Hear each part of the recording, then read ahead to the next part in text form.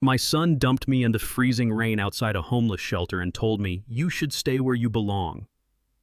Not long after, I stumbled onto a hidden cache tied to wartime military records and a collection of antique gold coins. I handed it all over to the authorities and ended up being honored on television with an $18 million reward. Just 3 days before that, they'd left me standing in the rain like a senile old man. Now every corner of the city was hailing me as a hero. Welcome, friends, you've found Grandpa's Revenge, a place where real family stories get told without flinching. If stories like this one speak to you, stay close. There are more where this came from, and I'd love to have you along for each one. Before we go any further, tell me in the comments, is this your first time sitting down with us, or have you been here from the beginning? I'd genuinely like to know. A quick note before we begin: some details and scenes in this story have been shaped for the purposes of storytelling. Any resemblance to specific real individuals or events is purely coincidental. It's the truth at the heart of it that I want you to carry with you. A quick note: some details have been adjusted for storytelling purposes. But the heart of this, the message, that's what stays. My name is Aldous Kavanaugh, and at 77 years old, I never imagined I'd be telling this story from a homeless shelter.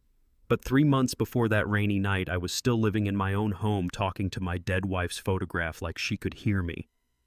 The afternoon light poured through the bay windows of my Wilmington living room in golden September slants. Her photograph sat on the fireplace mantel where it had rested for the 3 years since her passing. Mahogany frame her smile from our 45th anniversary, the green dress I'd always loved. Remember that day in '87, Loretta, I said to her photograph settling into my leather chair? The levee broke during that hurricane and I had to dive underwater to find the crack. You told me I was out of my mind for taking that risk. My hands, still calloused from 5 decades as a hydraulic engineer, lay on the chair arms where they'd worn smooth grooves into the leather. But that's what we did back then, I went on. We fixed things ourselves, built things meant to last. What I had no way of knowing was that my eldest son was standing in the upstairs hallway at that very moment.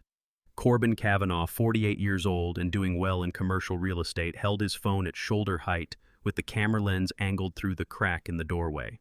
His face stayed blank as he captured 3 minutes of footage, his father talking to a photograph. When he finally lowered the phone, he opened a folder on the screen. The label read, "Capacity Evidence," in neat sans serif letters. 31 videos already saved inside. This one would be number 32. Talking to pictures again, he murmured to himself. 3 minutes straight. That's solid evidence. He slipped the phone into his pocket and came down the stairs with the quiet ease of someone who'd been working towards something for a very long time. I stayed in that living room for another hour telling Loretta about the irrigation system we'd put in over in Jacksonville, about the pride we'd felt in work that outlasted us both. I had no idea my son had been recording everything. I didn't know the moments I believed were most private had been stored in a folder called Capacity Evidence. I didn't understand that every conversation with my dead wife's photograph was being turned into proof of my failing mind. 3 months later, I would come to understand all of it. But that September afternoon, I was just a widower missing his wife. 3 weeks before Christmas, in my son Corbin's kitchen across town, 4 adults gathered around a round oak table with coffee mugs and legal documents spread across the worn wood surface. Nadell Kavanaugh, 42, a managing nurse at Wilmington Regional Hospital, sat with perfect posture, a pen and notepad in front of her. She spoke about medication dosages with the cool precision of someone running through a grocery list rather than discussing her father's prescribed pills. "Another 3 weeks on the adjusted medication should give us clear decline patterns," she said, tapping her pen against a timeline. "The pharmacy won't question it. I have prescribing authority for the refills." Across from her, Holt refilled his coffee mug for the 3rd time. At 45, my middle son wore the permanently worried look of a man going under from 3 failed businesses. In the accounts, his voice carried desperation. "I need access by January. My creditors won't wait." Corbin leaned back, fingers laced together. "Christmas Eve during the storm," he said with rehearsed calm. "We take him to the shelter on Castle Street.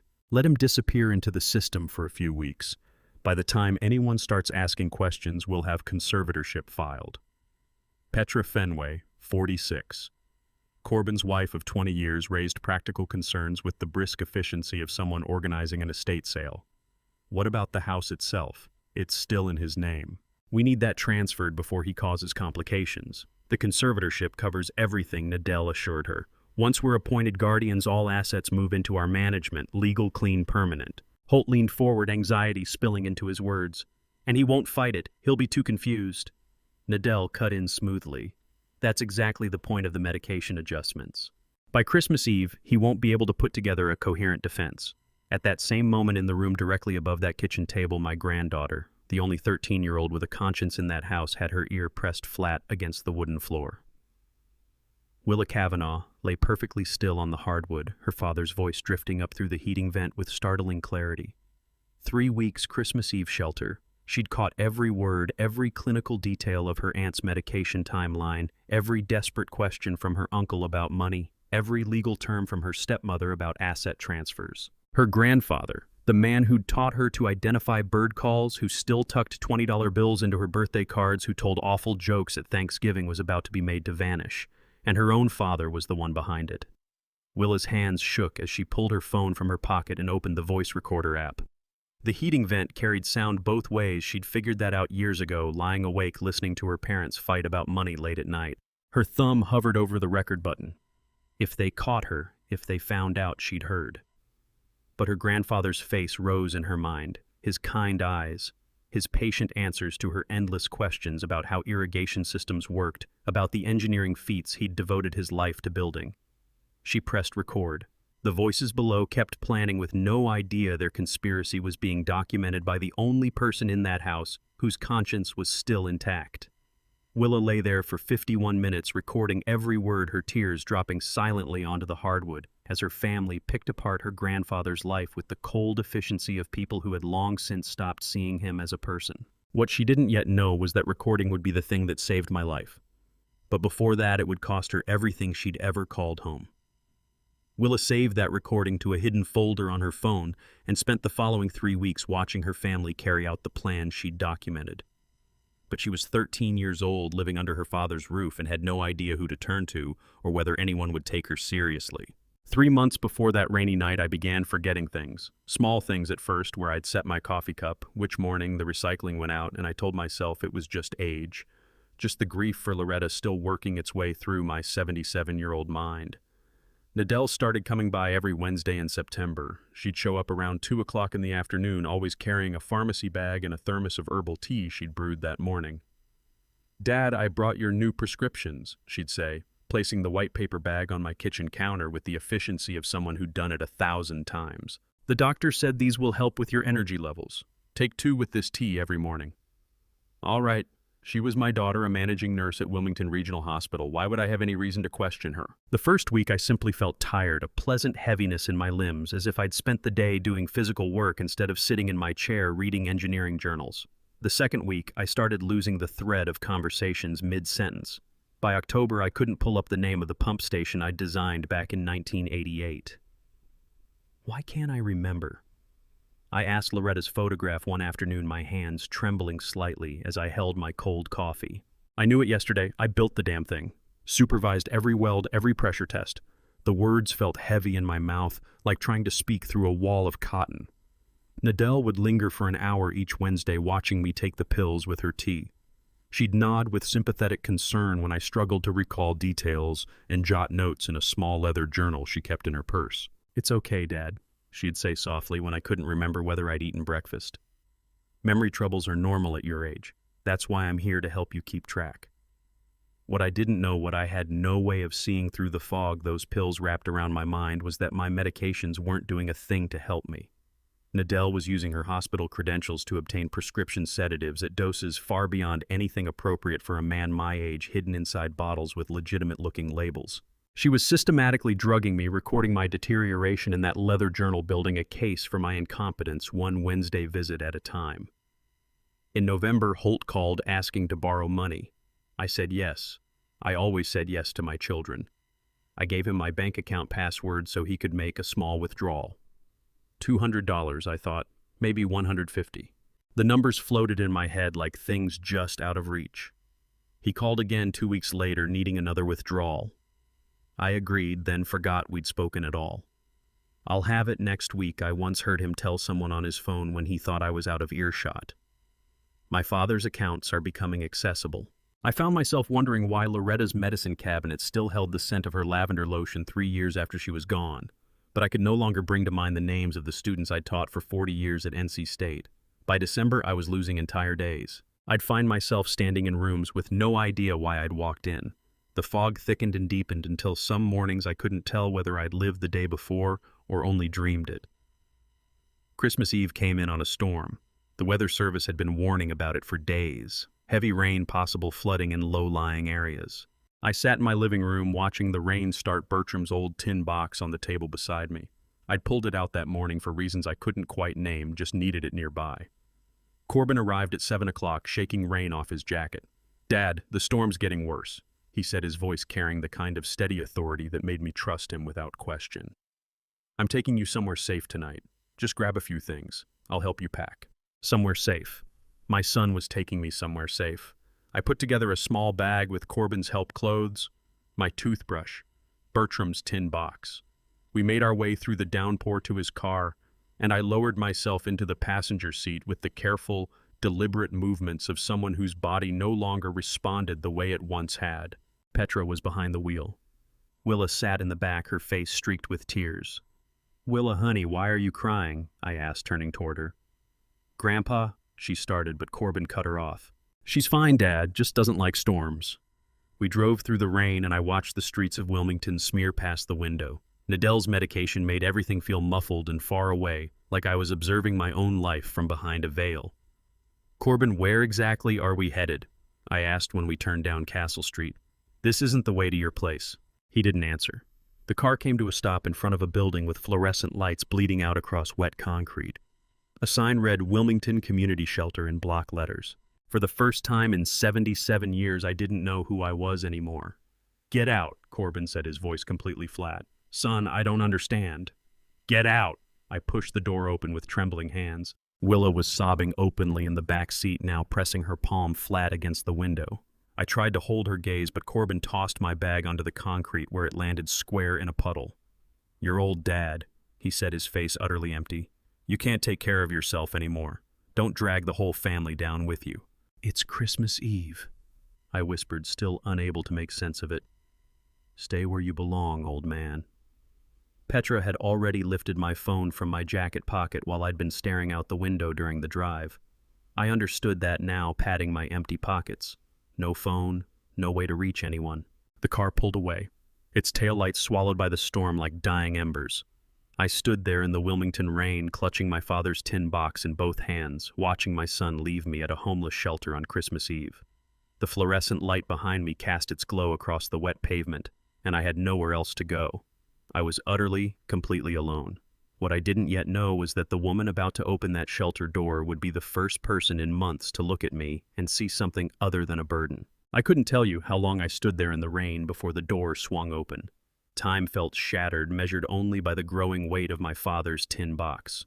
The woman who opened that door on Christmas Eve was the first person in 3 months to look at me and see a human being rather than a problem to be managed. Odella Treadwell, 34, with kind eyes and gray hair pulled back in a practical ponytail, held the door open against the wind and rain with one hand while clutching her intake clipboard with the other. She took one look at me, soaked through, shivering, holding a metal box, and her expression moved from professional concern to something much gentler. "Come on in from the cold, honey," she said, stepping back to make room. "Let's get you signed in and dried off." The fluorescent lights inside stung my eyes. The shelter smelled of industrial cleaner and coffee, and too many people crowded into too little space. My wet shoes squeaked on the linoleum. Odella steered me to a plastic chair and came back with a warm towel that she laid across my shoulders. The sudden warmth made me aware of how hard I'd been shaking. "I need to get some basic information," she said, gently settling into the seat across from me. "What's your name?" "Aldous Kavanaugh." My voice came out rough. She wrote it down, then asked my age, my last known address. When she asked for a phone number, I had to tell her I didn't have one anymore. "That's all right," she said, making a note. "Do you have any medication you need to take?" I thought of Nadell's weekly visits, the pills arriving in pharmacy bags. "My daughter handles my medications," I said. "I didn't bring them." Odella's pen paused for just a fraction of a second. "Who brought you here tonight?" The question hung in the air between us. I opened my mouth, but the words wouldn't come. My son, my eldest son, had driven me here and left me standing in the rain. I shook my head, unable to speak. Odella looked at my single small bag, my empty pockets, the way I held the tin box. Her eyes held recognition not of me specifically, but of a pattern she'd clearly witnessed before. "That's all right," she said quietly. "Let me get you some tea. You're safe here tonight." She led me to a cot in a long room lined with narrow beds, set a cup of hot tea on the small table beside it, gave my shoulder one brief squeeze, and left me to myself. I signed the intake form, Aldous Dean Kavanaugh, 77 years old, homeless, and watched the word homeless go blurry on the page. I hadn't noticed I'd started crying. I lay down on the thin mattress, fully dressed except for my wet shoes, Bertram's tin box pressed against my chest. The springs creaked under me. Somewhere in the dark, someone coughed. Someone else snored with a rattling, labored sound that spoke of lungs that had endured too many hard years. Christmas Day came in at 2 o'clock in the morning, announced by church bells from St. John's 3 blocks off. I hadn't slept. Every time I shut my eyes, I saw Corbin's face through the car window, blank, unmoved, telling me to stay where I belonged. "Can't sleep either, huh?" The voice came from the cot next to mine. I turned my head and made out a figure in the darkness. "You're still waiting for them to come back, aren't you?" he went on. "I can always spot the new ones. You've got that look like maybe it's all just a misunderstanding." I started, but my voice gave out because he wasn't wrong. Calhoun Pritchard, 74, silver-haired, with eyes that carried the particular weight of a betrayal long since survived, pushed himself up on his cot and looked at me across the narrow gap between us. "I waited too," he said. 3 months. My daughter stopped calling after she got remarried. Said her new husband didn't feel comfortable having me around. He said it the way you discuss the weather. I stood by that phone every single day for 93 days. Made excuses for her. Told myself she was just busy adjusting to the new marriage, settling into her new life. Took me 3 months to accept they weren't coming. "How did you know?" I asked. "When did you know for certain?" Calhoun was quiet for a long moment. When I realized I was lying to myself harder than they were lying to me, he paused. "Some people are just takers, Aldous. They'll drain you to the bone and then blame you for running dry. You either make peace with that or it eats you hollow." How many times had I told myself they were just busy, just under pressure, just going through a hard stretch, when the truth was they'd been scheming for months? "Do you ever ask yourself what we did wrong?" I whispered. "As fathers." Calhoun was quiet so long I figured he'd drifted off. Then, "I used to. My whole first month here, I went back over every conversation, every choice, hunting for the moment I failed them." He gestured at the dark room around us. "But you know what?" His voice turned harder. "That son of yours who dropped you here on Christmas Eve, he ought to be ashamed of himself. Not you, him." The words struck me like something physical. Not because they were harsh, but because some part of me had been waiting to hear them. Waiting for permission to feel angry instead of just bewildered, to feel wronged instead of inadequate. "I keep telling myself I must have done something," I said. "Must have failed them somehow for them to do this." "Maybe you did," Calhoun said plainly. "Maybe you were a lousy father, or maybe you were a decent one and they're simply rotten people. Either way, putting a man out in the rain on Christmas Eve tells you a whole lot more about them than it does about you." I lay there in the dark, my father's tin box pressed against my chest, and for the first time since that car had driven away, I let myself confront the question I'd been dodging. What if Calhoun was right? What if they were never coming back? And then a worse one. What if some part of me had always known, but kept on believing anyway, because the truth was too unbearable to sit with? By morning, I would discover that the medication Adele had been giving me wasn't what she'd claimed, and that discovery would change everything. I must have drifted off sometime close to dawn, because when I came to, thin winter light was filtering through the shelter's high windows, and someone was ringing a bell for breakfast. The first thing I felt that Christmas morning wasn't grief for Loretta or fury at Corbin. It was clarity, sharp and sudden, like breaking the surface after holding your breath too long underwater. I pushed myself up on the cot and my head stayed level. My hands, when I looked down at them, were steady. The fog that had taken up residence behind my eyes for months, that thick, woolly feeling that turned every thought into a slog through heavy mud, was thinner. Not gone, but lifting. Odella stood at the entrance to the dining hall, ladling institutional oatmeal from a large pot. The smell of it mingled with weak coffee and the stale air of too many people packed into too little space. She glanced up as I came through and offered a tired smile. "Merry Christmas," she said, filling a bowl. "I know it's not much, but it's warm." The oatmeal had almost no flavor, bland, gummy, faintly sweet. The coffee was worse, watered down and scorched, but I took a seat at one of the long tables and ate steadily. Halfway through the bowl, I realized I could recall what day of the week it was. Wednesday. No, wait. Christmas had fallen on a Tuesday this year. I knew that. I could hold on to it. By noon, sitting in the common room while others stared at a fuzzy television running Christmas films, I started taking stock of what my mind still held, the dates of major projects I'd overseen, the names of colleagues retired long ago, the specific pressure calculations for the Jacksonville irrigation system, Jennifer Kowalski, Oren Rodriguez, Sarah O'Brien, Kenneth Mitchell, Patricia Yamamoto, all 23 students from my final hydraulic engineering class at NC State in 2008. I could picture their faces, recall their thesis topics, remember which ones had wrestled with fluid dynamics and which ones had taken to it naturally. Why couldn't I remember any of this yesterday? I murmured to myself. Odella was passing by, and I reached out and caught her arm without thinking.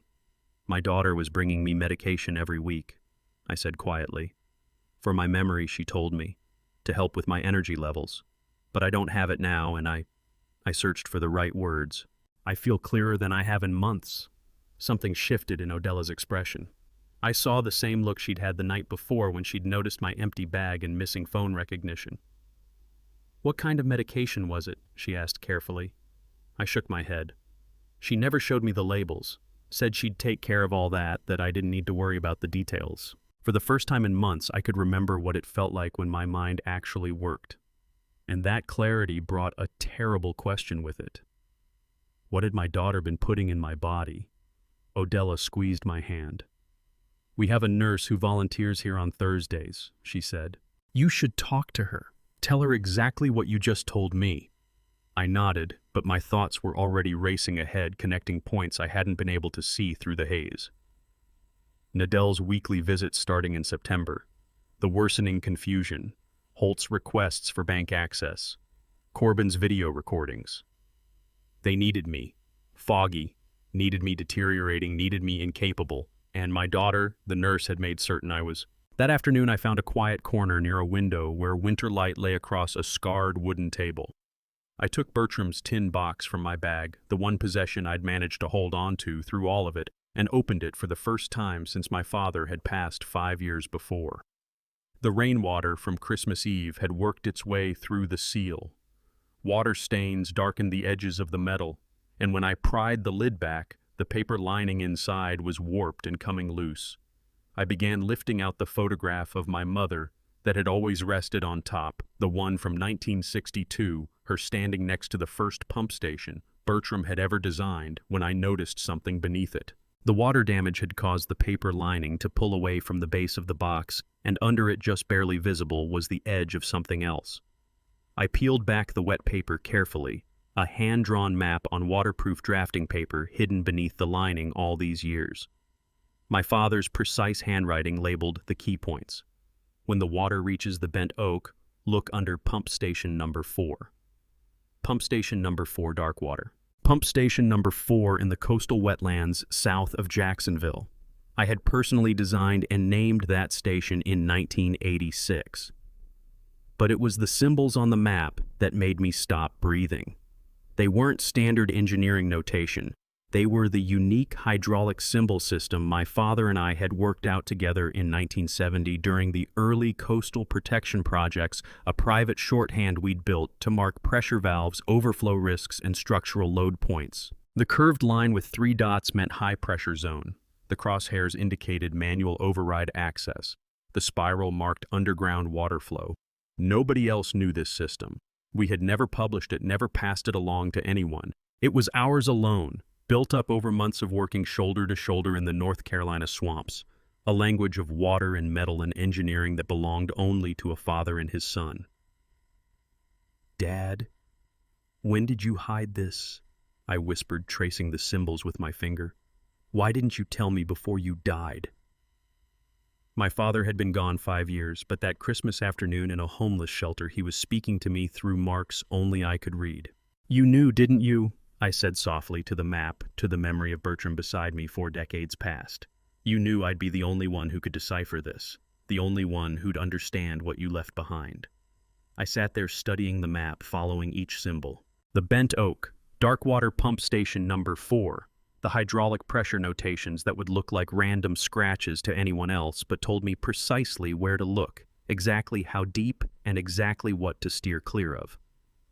My father had hidden something important enough to encode in a private language. The question was, what was buried under that pump station, and why had he trusted only me to find it? The answer would pull me back to the North Carolina swamps where I'd spent 40 years building levees, and it would change everything. I spent the rest of Christmas afternoon with that map laid flat on the table, running my finger over each symbol the way you'd read Braille, every mark unlocking a memory I'd believed was gone for good. The symbol in the upper right corner, 3 parallel lines crossing a curved arrow, wasn't simply hydraulic notation. It was the overflow valve design my father and I had argued over for 3 weeks on the Yadin River Dam project. In 1970, the summer I turned 24, convinced I knew more than a man who'd built infrastructure through 2 wars. I'd been wrong about that valve placement. Dad had been right. And he'd put it here on this map like a signature that only I could read. The pressure gradient symbol near the bent oak was another of ours, a spiral with 4 dots meaning underground water flow, manual override required. We'd come up with that notation in the summer of 1970, sitting on the tailgate of his truck while rain hammered the metal roof and we sketched designs on waterproof paper. No textbook carried these symbols, no engineering program taught them. They existed only in the shared language my father and I had built across 40 years of working together in the North Carolina swamps. "Dad, you stubborn old bastard," I whispered, dragging my finger along the dotted line marking the approach to the pump station. "You knew I'd remember the Yadin argument. You knew I'd recognize the survey markers from '69. The bent oak itself was flagged with Bertram's surveying notation from 1968, the year I'd run the preliminary land survey for what would eventually become the Coastal Protection System. I'd been 22 years old, fresh out of UNC Wilmington with my engineering degree, and my father had taught me to mark significant landmarks with symbols that held personal meaning so we'd never lose them. The bent oak had been his favorite tree on that stretch of land. He'd made me promise never to take it down when we built the pump stations.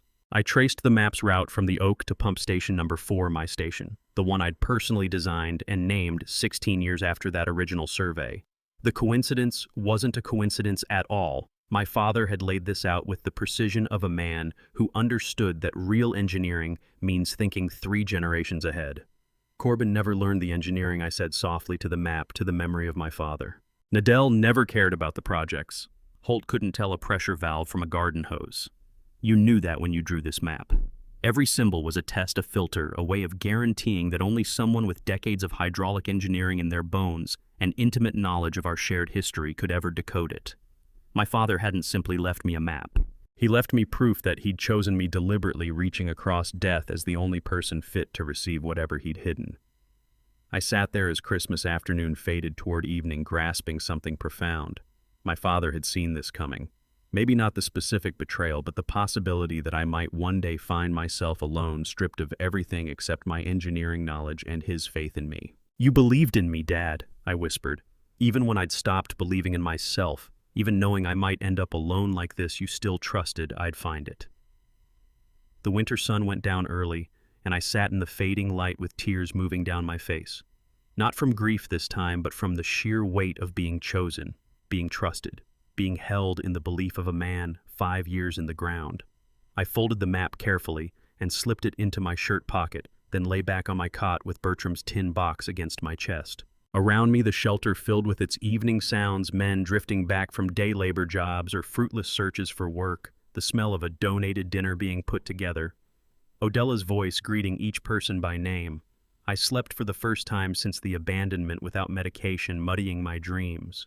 When I woke, the room was still dark. The clock on the wall read 5:45 a.m., December 26th. I'd slept straight through the night for the first time in months, and I felt as though my 77-year-old body had been exchanged for something younger, steadier, more purposeful. Odella was in the kitchen getting breakfast ready when I found her. She looked up from the industrial coffee maker and studied my face. "You look different this morning," she said.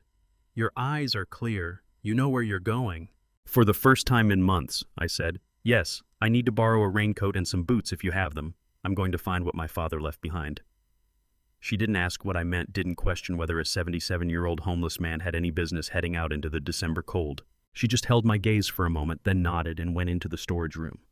The coat she came back with was old canvas stained with North Carolina red clay and the particular smell of work done in wet places. The boots were half a size too big, but the treads were solid. She handed them over without making a ceremony of it.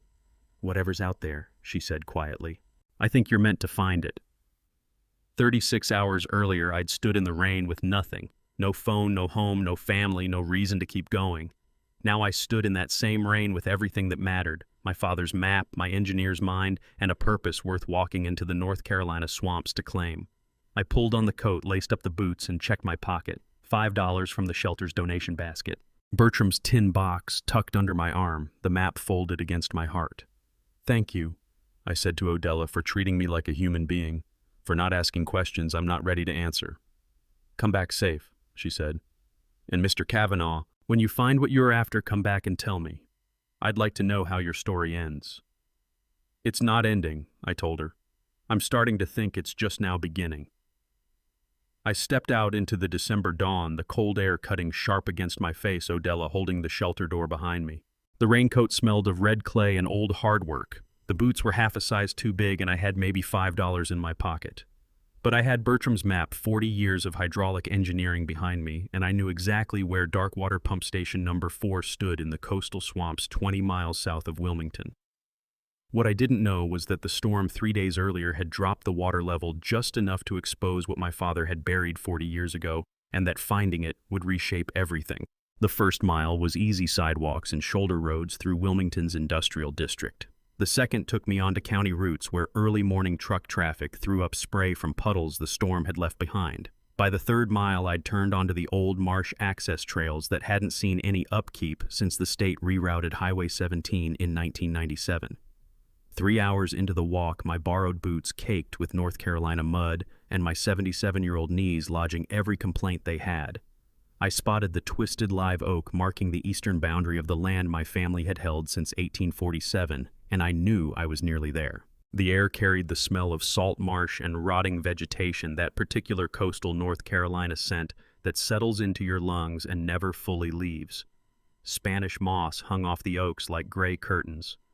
Somewhere in the distance came the mechanical hum of the active pump stations that had long since replaced the ones I'd built. But it was the water that brought me up short. The foundation, the old concrete base we'd poured in the summer of 1968 as part of the early infrastructure for what would eventually become the coastal protection system, was exposed, completely exposed. I could see the rebar grid we'd embedded in the concrete, the expansion joints I'd calculated as a 19-year-old kid desperate to impress my father with textbook knowledge I barely had a grip on. The water was down at least 4 feet from its normal level. "Haven't laid eyes on that foundation since we poured it," I said out loud to the swamp, my voice absorbed by the trees. My engineer's mind began calculating on its own. Storm surge on Christmas Eve pushing tidal water inland and up. 3 days of drainage with no additional rain. The prior day's spring tide at its lowest point in the monthly cycle. Ground saturation from the initial storm carving temporary drainage through the porous limestone substrate. It was a perfect convergence of hydrological conditions that might come around once every 5 or 10 years, and it would hold maybe 48 hours before the tidal patterns took back control and the swamp climbed to its usual level. "Dad, did you know the water would be low this week?" I whispered. "Did you plan even that?" I stood staring at that exposed concrete I'd helped pour as a 19-year-old who believed he'd work at his father's side forever, and understood that Bertram had been engineering this moment longer than I'd been alive.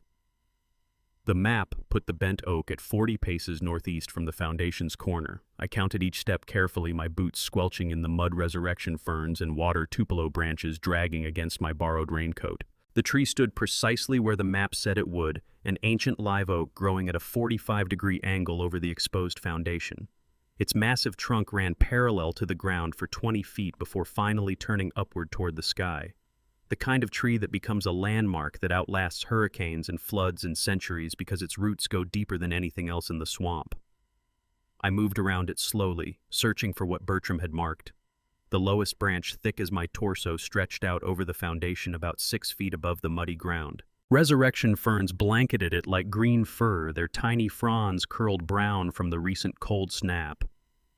Then I found it half hidden beneath the ferns, carved into a piece of North Carolina granite wedged into the fork where the branch met the trunk, the symbol. 3 parallel lines crossing a curved arrow with a crosshatch pattern beneath the exact notation Bertram and I had invented for the Yadin River Dam pressure valve system in 1970. My knees gave out. I didn't decide to kneel. My body simply stopped holding me upright, and I found myself in the mud, hands reaching toward the carving as though it were something sacred. The grooves were deep, deliberate cut with a tool that had left clean edges even after decades of weather and water.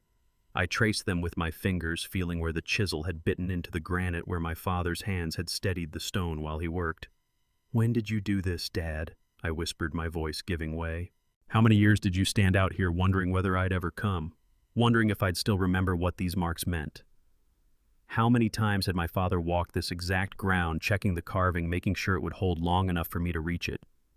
And had he ever doubted that I would?" The carving was weathered, but still perfectly legible.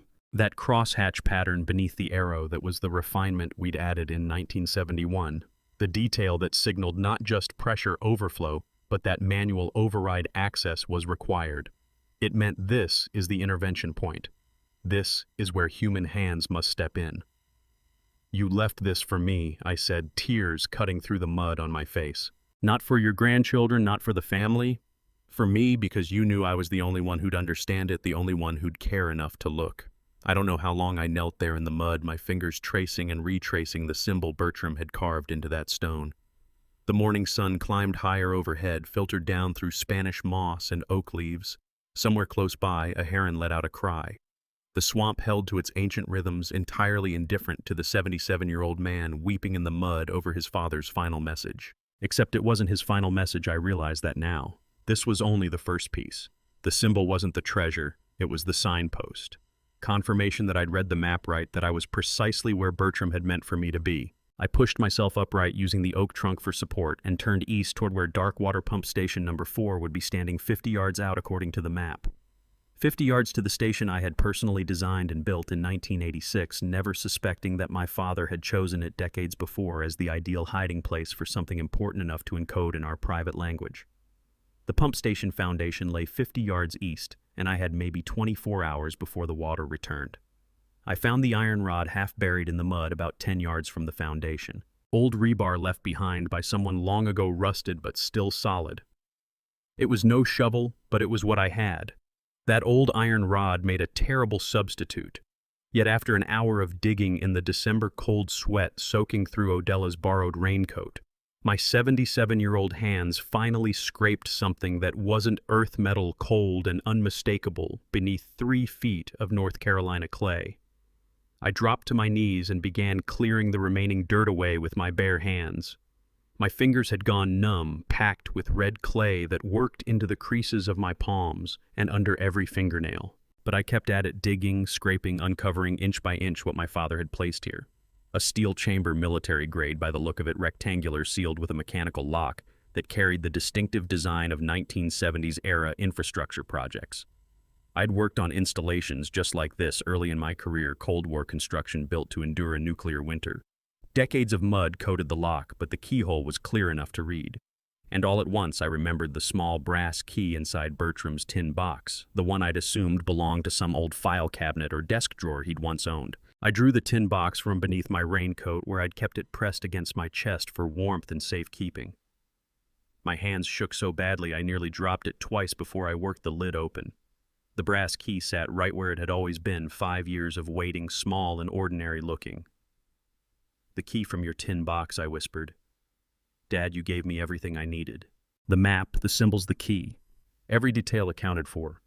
I dried the key on my shirt and fitted it into the lock. It slid home as if it had been cast yesterday, not 40 years ago. For a moment I couldn't bring myself to turn it.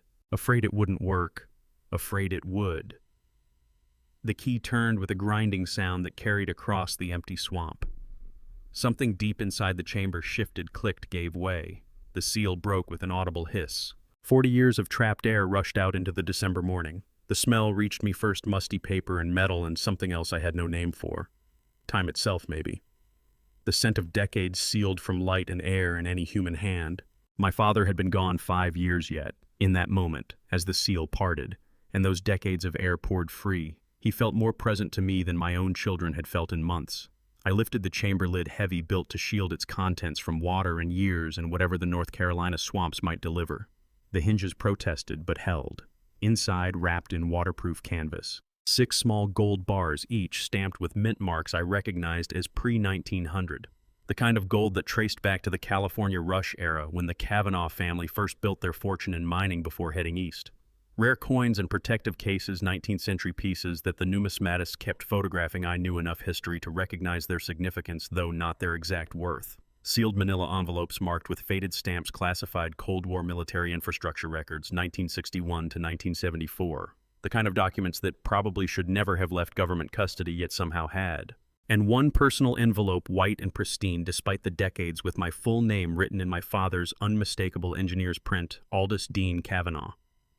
I lifted that envelope with hands that had stopped trembling. Whatever else this chamber held, gold coins, classified papers, this was what mattered.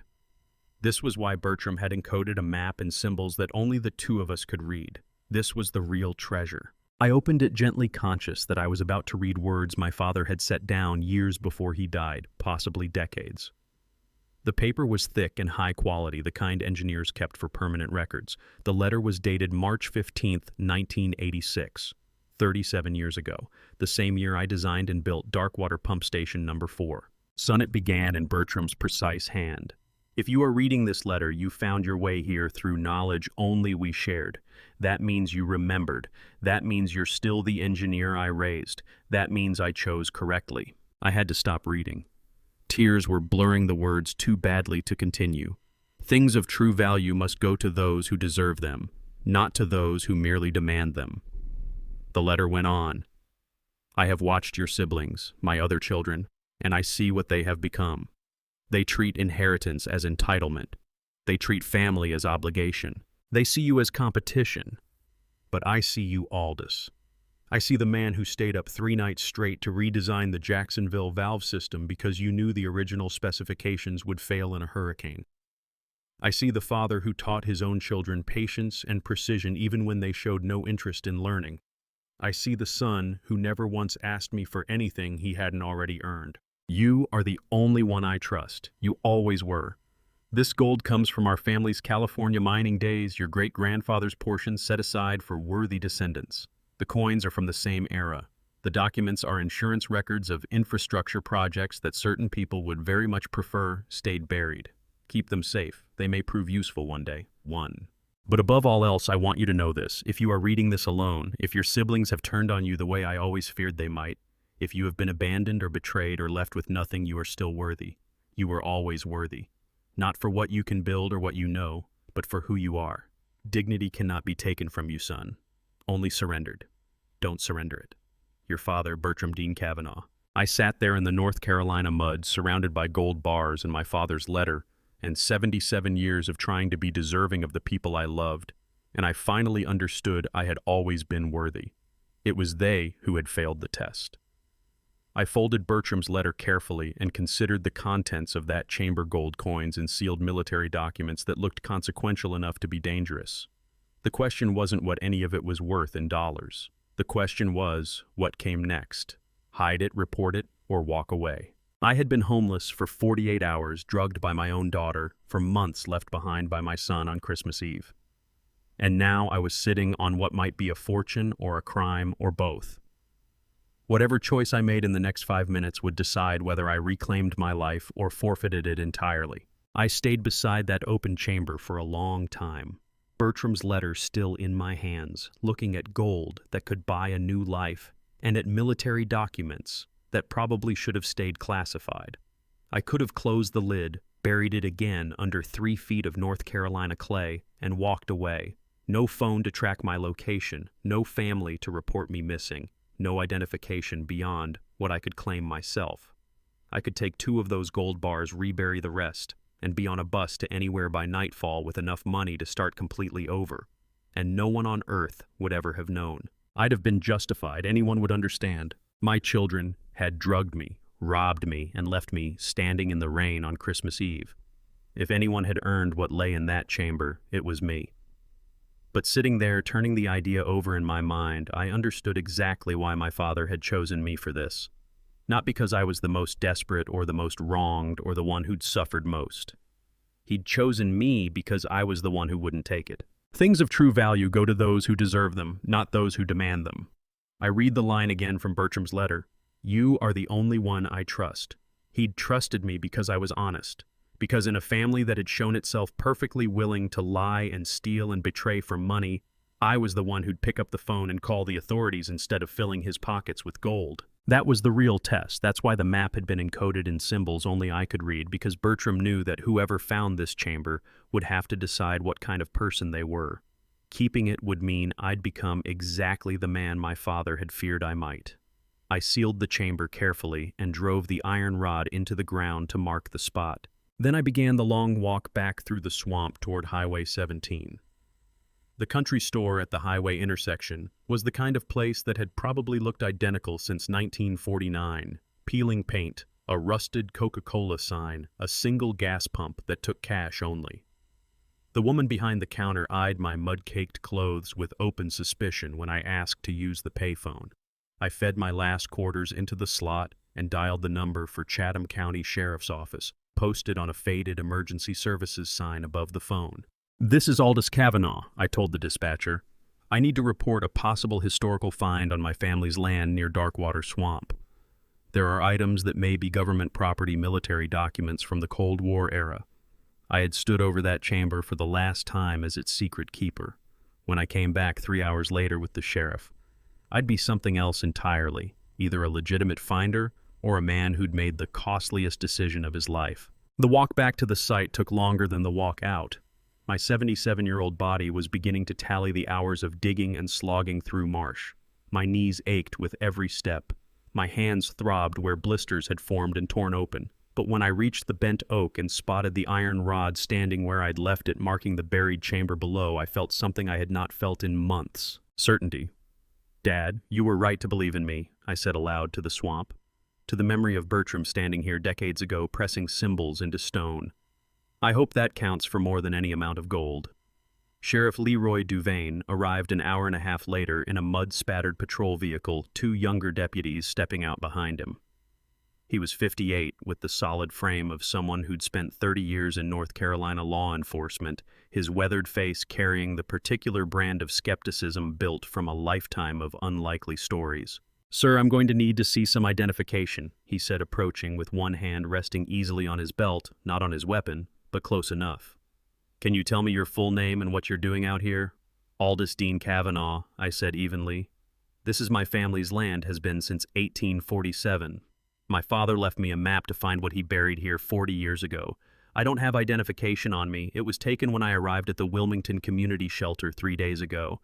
The sheriff's face didn't shift, but I caught him exchange a quick glance with the deputies. Homeless man claiming buried treasure. I could read the assessment in their eyes, plain as print. Mental health crisis or an elaborate con. Show me what you found, he said carefully. I led them to the chamber, showed him the sealed lid I'd closed back up, then handed over Bertram's map with its hydraulic engineering symbols and the letter written in my father's precise hand.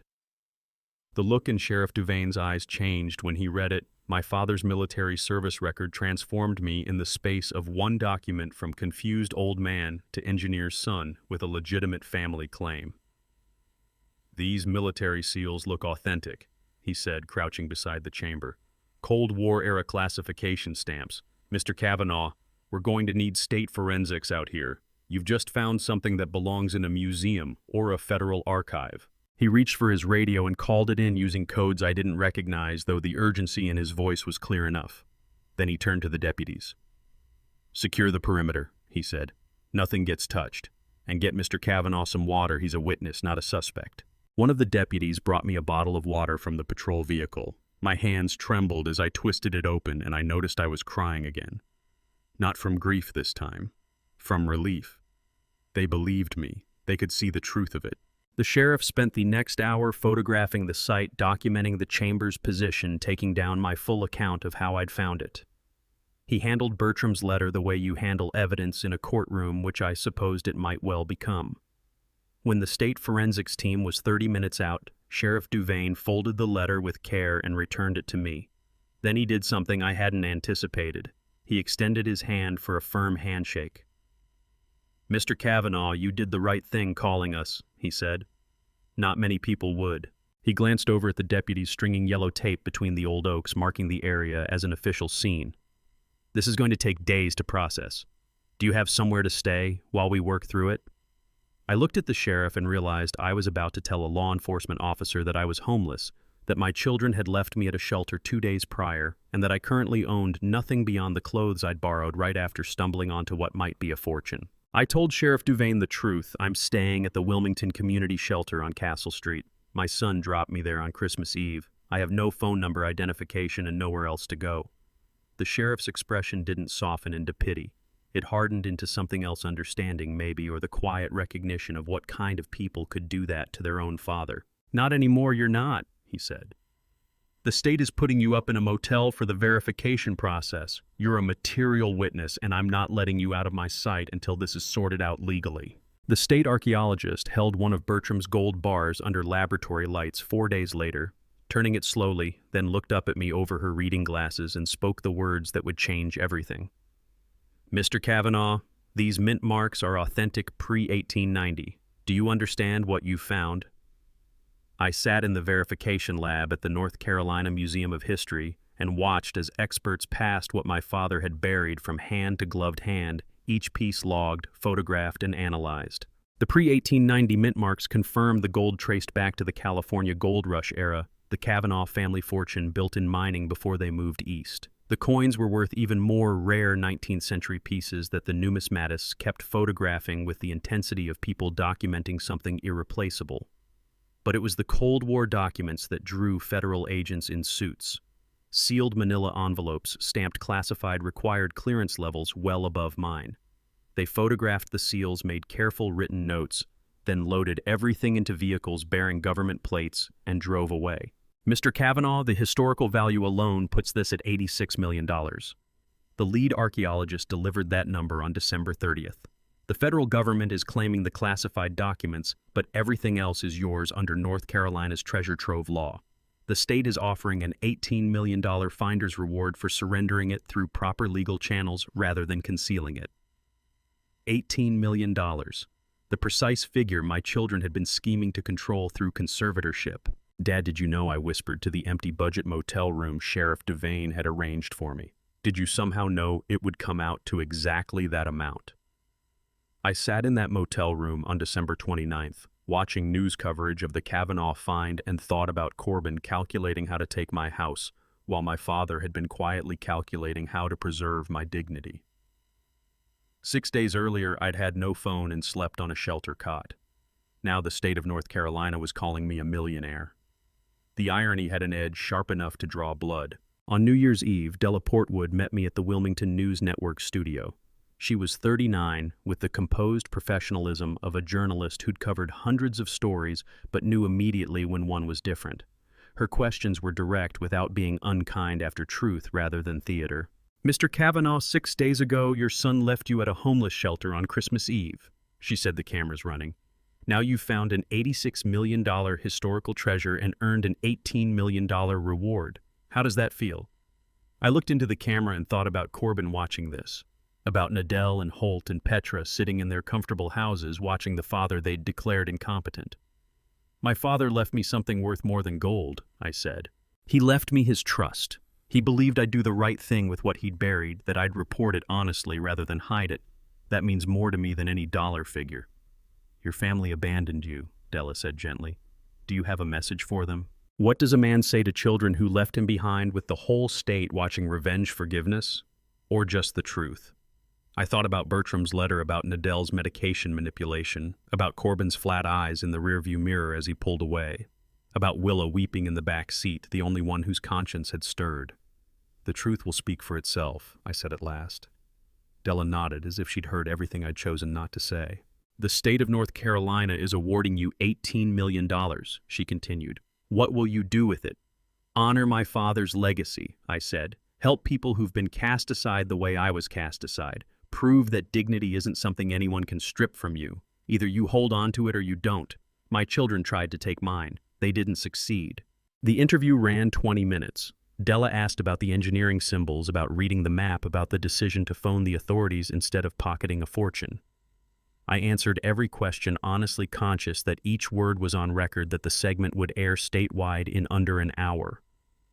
When we wrapped, her producer confirmed it would broadcast at 6 o'clock prime time on New Year's Eve, when everyone in North Carolina would be home getting ready to celebrate. "You're going to be famous, Mr. Kavanaugh," Della said, shaking my hand. "The honest man who chose integrity over hiding a fortune. It's the kind of story people need right now." "I just did what my father trusted me to do," I told her. I sat in the green room with a paper cup of water waiting for 6 o'clock.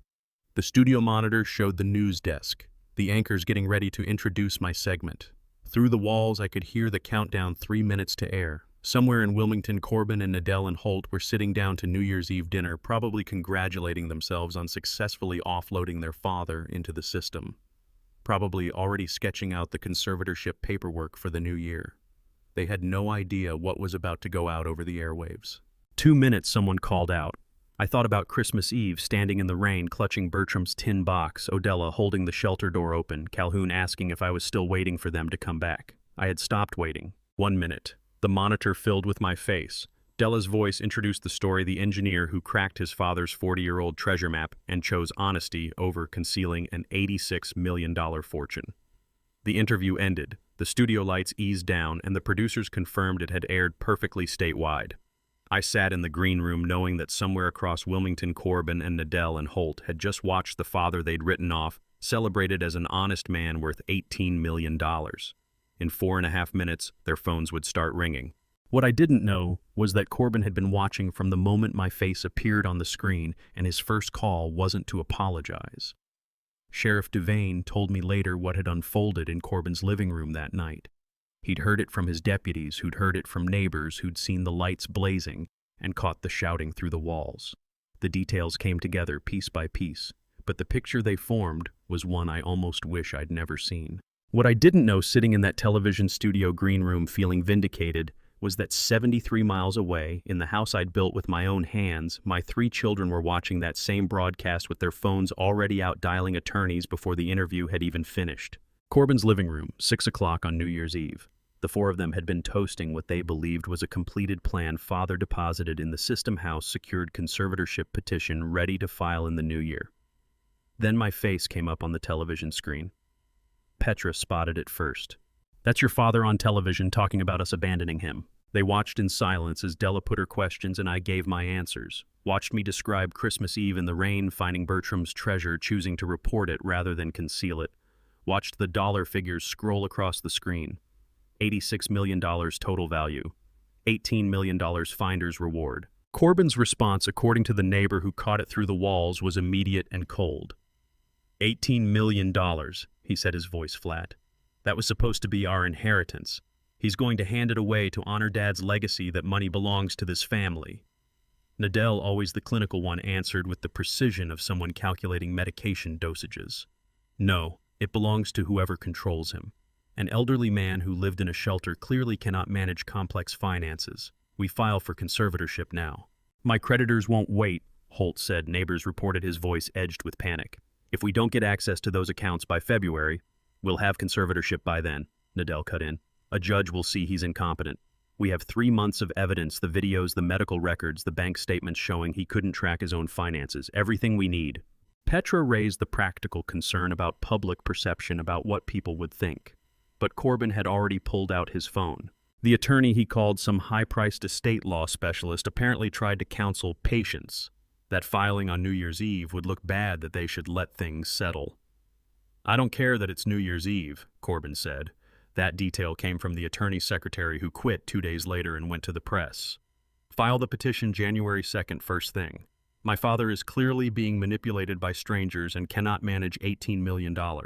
Later, when I learned what had happened in that living room while I sat in the studio believing justice had arrived, I understood they had never really seen me as their father, only as a barrier standing between them and money they were convinced they deserved. They spent New Year's Eve not reflecting on what they'd done, not sitting with the shame of abandoning their father in the rain on Christmas, but working out how to legally take the reward I'd earned by being honest. January 2nd came in cold and clear, the first business day of the new year. I was still in the motel. Sheriff Devane had arranged meeting with state officials about the reward disbursement timeline. when my children walked into the new Hanover County Courthouse with their attorney and a manila folder thick enough to need rubber bands to hold it closed. I didn't hear about it until Sheriff Duvain phoned that afternoon, his voice carrying the kind of careful warning I'd learned to recognize. "Mr. Kavanaugh, your children just filed an emergency conservatorship petition. You need an attorney today." The petition, I read it later, all 71 pages, was a masterpiece of calculated cruelty dressed up as concern. It claimed I'd shown severe cognitive impairment by living in a homeless shelter, that I was being manipulated by shelter staff and law enforcement into claiming credit for discovering the treasure, that I was incapable of managing basic finances, let alone an $18 million reward, and that I displayed unmistakable signs of progressive dementia, documented, they said, by my own daughter, a medical professional. They had attached the evidence they'd spent months assembling since September. Corbin's secretly recorded videos of me speaking to Loretta's photograph proof they argued that I held conversations with people who weren't there. Nadell's falsified medical records cataloging the memory loss and confusion that her own drugging had produced. Holt's bank statements showing small withdrawals I'd never noticed because I'd been too heavily medicated to keep track. The conservatorship petition, 71 pages of fabricated evidence wrapped in false concern, was filed at 9:17 a.m. on January 2nd, exactly 43 hours after the world had learned I was an honest man worth $18 million. It argued that I was vulnerable to exploitation by strangers seeking to control my fortune, and that my family, who loved me and had cared for me for years, required legal authority to protect me from predatory individuals taking advantage of my compromised state. Every word was a lie dressed in legal language. Every piece of evidence was real but manufactured genuine videos of behavior they had caused through drugging authentic medical records. They had falsified, using professional credentials, actual bank statements of transactions they had engineered. They had been building this for months. The Christmas Eve abandonment wasn't where the plan began. It was just one move inside a longer strategy aimed at seizing legal control of everything I owned. The treasure discovery had simply raised the stakes. Corbin signed first his signature bold and certain, then Nadell with her precise medical professional's hand. Holt's signature trembled slightly, guilt perhaps, or just desperation. Petra signed as supporting family member, her name neat and careful, 4 signatures declaring their father incompetent and demanding legal control of his life. The court clerk stamped the petition in red ink. Emergency hearing requested. Case number 2024-CV-0847. Corbin Kavanaugh Nadell, Kavanaugh and Holt Kavanaugh versus Aldous Dean Kavanaugh. Petitioners seeking immediate control of respondent's estate and person, claiming severe cognitive impairment and vulnerability to exploitation. Hearing date January 18, 2024. 16 days to prove I wasn't the helpless old man my children described, or lose everything, including my own freedom, to the people who dropped me in the rain. What my children didn't know was that I'd just been introduced to an attorney who had built her entire career around exactly this kind of elder abuse, and she'd been waiting a long time for a fight this righteous. Sheriff Duvain drove me to Claudette Rourke's office himself the morning after the petition was served.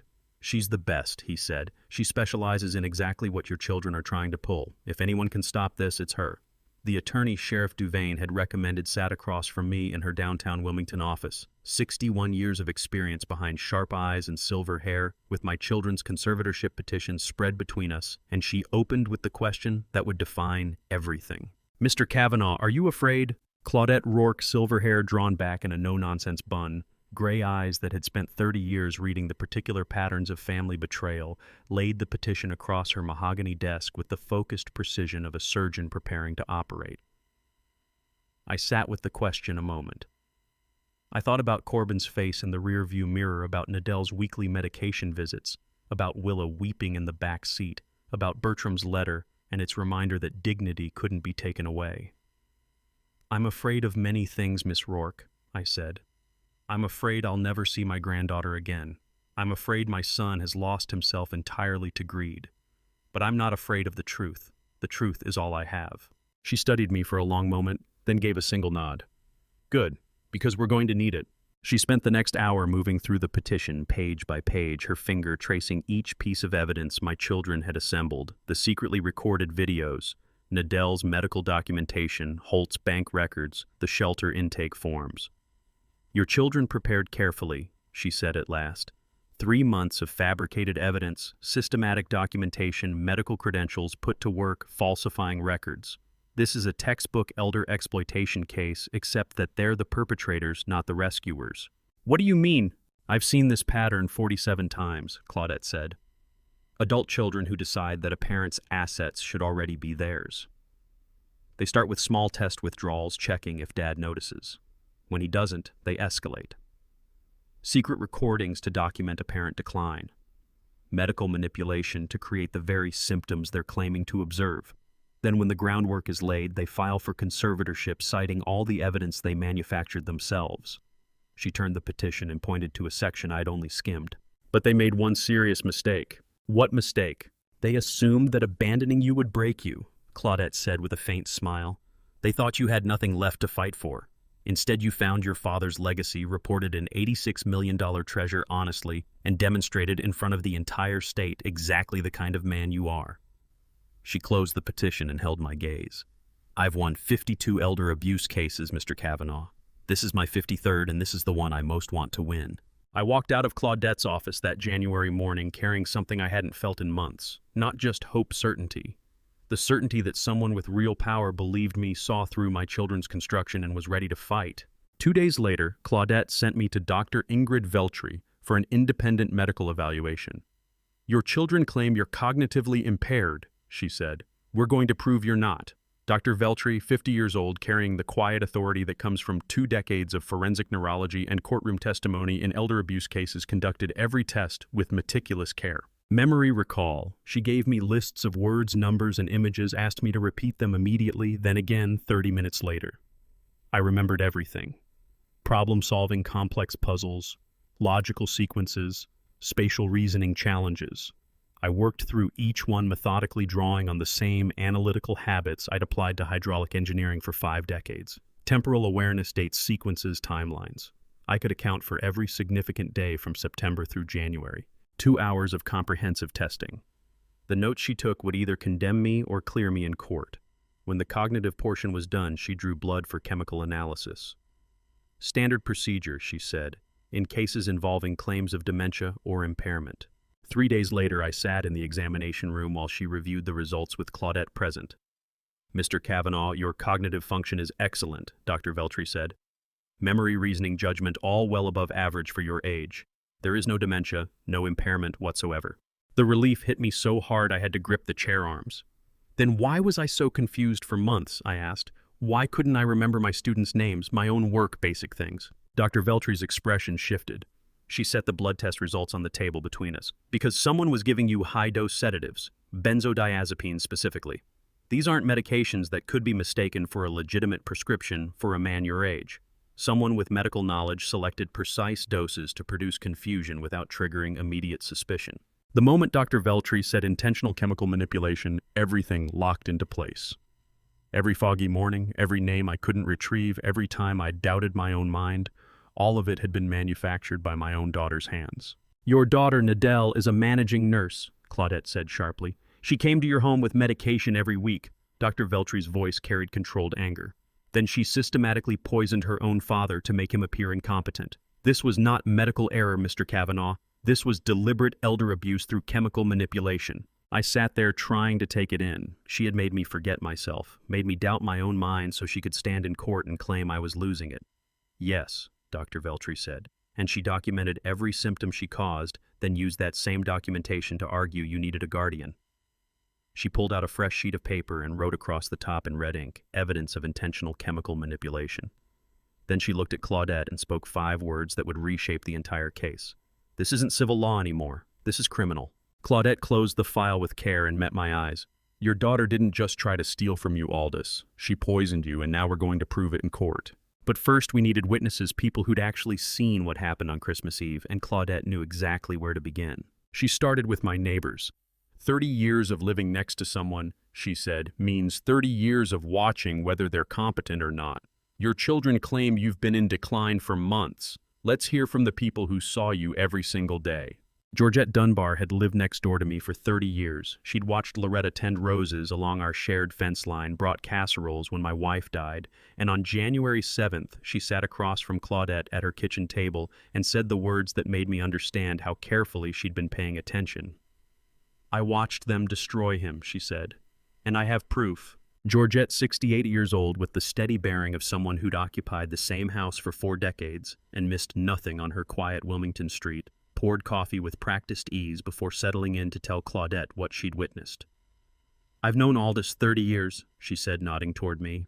"Sharp as ever right up until about 6 months ago when that daughter started showing up with medications every week. Then suddenly he's confused, wandering in circles in the backyard. I didn't believe it for a second." "You observed behavioral changes," Claudette said, pen moving. "I watched him become a different person," Georgette said. "But it wasn't natural aging. It was like watching someone fade and fast." She paused, her expression tightening. "Then came Christmas Eve. I knew something was wrong." "Tell me about Christmas Eve," Claudette said gently. Georgette reached for her phone. "It was storming, 8:30 at night. I saw Corbin's car in Aldis's driveway, which already struck me as strange. Who takes an elderly parent out in weather like that? I was closing my bedroom curtains when I caught movement through Aldis's bedroom window." She swiped through her photos. "Petra, that's Corbin's wife. She went into Aldis's room while Corbin was loading something into the car. I watched her walk straight to the bedside table, open the jewelry box, and take something out." My heart stopped. "Loretta's ring?" I whispered. "The gold wedding band." Georgette confirmed it. "The one you showed me when you first moved in. You told me you'd saved 3 months' wages to buy it in 1970. I watched Petra put it in her pocket and walk out. Just took it." Claudette leaned in. "You're certain?" "I took a picture," Georgette said, turning her phone to face us. She hadn't known why at the time, just felt that something was wrong. The photograph was clear despite having been shot through glass. Petra's hand, manicured and unmistakable, holding Loretta's simple gold band. The metadata at the bottom read, December 24th, 2023, 8:47 p.m. I sat in Georgette's kitchen staring at that image. Petra's manicured hand holding the ring I'd saved 3 months' wages to buy in 1970. What's coming next is the moment everything I thought I understood about my own family gets turned inside out, and the cost of that discovery is higher than I ever imagined.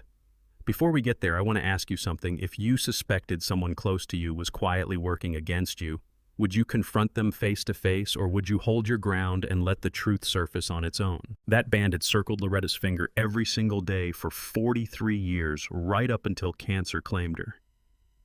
Sitting there in Georgette's kitchen, I grasped what Petra had actually done.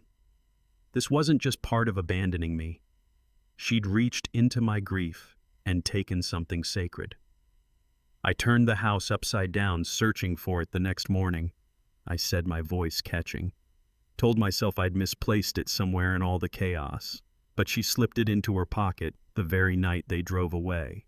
Claudette's face went hard with barely leashed anger. "Mrs. Dunbar, what you've handed us is photographic proof of theft carried out in the middle of an elder abuse scheme. A court will take this very seriously." "Use whatever you need," Georgette said firmly. 30 years I've watched that family. Those children have no business calling themselves his. 2 days on January 9th, I was seated across from Claudette going through her courtroom plan when her secretary's voice came through the intercom. "Miss Rourke, there's a girl out here. Says her name is Willa Kavanaugh, no appointment, but she's insisting it can't wait." Claudette and I both went still. "Bring her back," Claudette said. Willa looked like she'd shrunk since I'd last seen her. School jacket pulled over jeans, eyes raw and swollen. She hovered in the doorway trembling before she crossed to Claudette's desk and set down an old smartphone with hands that could barely hold it steady. "I'm Willa Kavanaugh," she managed, her voice close to breaking.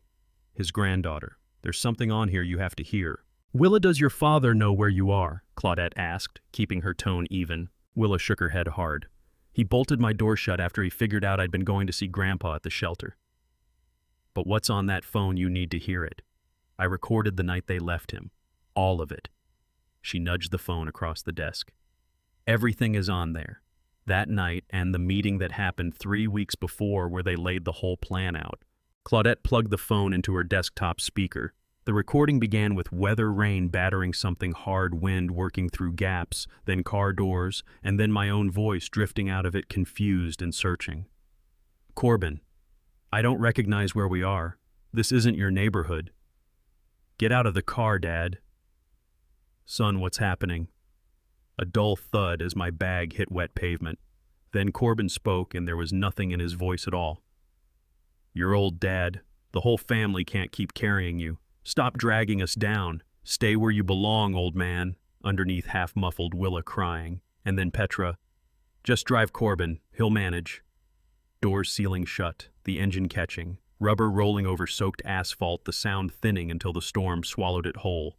My son said those words. "Stay where you belong, old man." My son. But it's Willa's weeping underneath it, that's what lives in me. A girl who set a trap for her own father's cruelty because protecting her grandfather mattered more than her own safety. Claudette let the silence hold after the recording cut out. Then she turned to Willa, who had stopped trying to hold herself together. "Willa, stay with me," she said gently. "Do you know what you just put in my hands? Your father's voice on record abandoning an elderly man in a storm. Premeditated, clear as day. You walked in here and saved him. You did that." The words came out of Willa in fragments, each one fighting through tears. I was terrified the whole time. I had no idea what the right thing to do even was. But I love him, and they treated him like he was garbage they were throwing out. I got up and went to her. Pulled my granddaughter close and let her cry against my chest, this child who had stood between me and my own family's worst impulses and hadn't flinched. Claudette duplicated the recording twice, sealed the original in her safe, and then fixed me with a look I'd never seen cross her face before.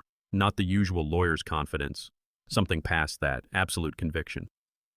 "We came in here with medical proof of poisoning, a photograph of theft, and audio of abandonment," she said. "Aldous, we stopped playing defense. What we have now is a case for prosecution." She flipped open a yellow legal pad and printed a single word across the top in block letters: counterattack. There was one more thing, though, something I hadn't breathed to anyone. Loretta's notebook, the one she'd kept in the months before she died, filling it with everything she'd witnessed our children doing. After Willa slipped out with a promise to keep herself safe, Claudette studied me the way you study someone when a battle's been won, but the campaign isn't finished. "I want everything," she said. "Whatever you carried out of the shelter, whatever's in that motel room, everything Corbin had when he dropped you off. 7 days to trial. I'm not leaving a single stone unturned." Next morning, I came through her door carrying my one bag, the same bag I'd shouldered on Christmas Eve, now the full inventory of my life. I turned it out onto her conference table. Clothes borrowed from the shelter, Bertram's tin box, toiletries, the map. Claudette lifted the empty bag and worked her fingers around the interior. "The lining has pulled away here," she said, pressing into a gap I'd never once registered. Her hand went inside and came back out with a water-stained leather notebook. The air left me. "What is this?" she asked. I couldn't answer right away. Looking at that journal dropped me back 3 years, the morning after Loretta's funeral, me on our bed gripping that same book, unable to stop shaking. I'd buried it in the bag because seeing her handwriting felt like something I physically couldn't survive. Then the months of sedation had erased even the memory that it was there. "Loretta's," I finally said. "She kept a journal. After she was gone, I couldn't bring myself to open it." Claudette turned the cover back with great care. The rain from Christmas Eve had reached the pages, blurring the ink in places, but Loretta's hand was unmistakable, her neat, precise, cursive moving line after line after line. She'd always used my middle name Fletcher, the one no one else ever called me, not even my children, just her and my parents before her. "The first entry is April 2023, Claudette said quietly. 6 months before she passed Aldous. Your wife was keeping a record of everything she saw." She started reading aloud.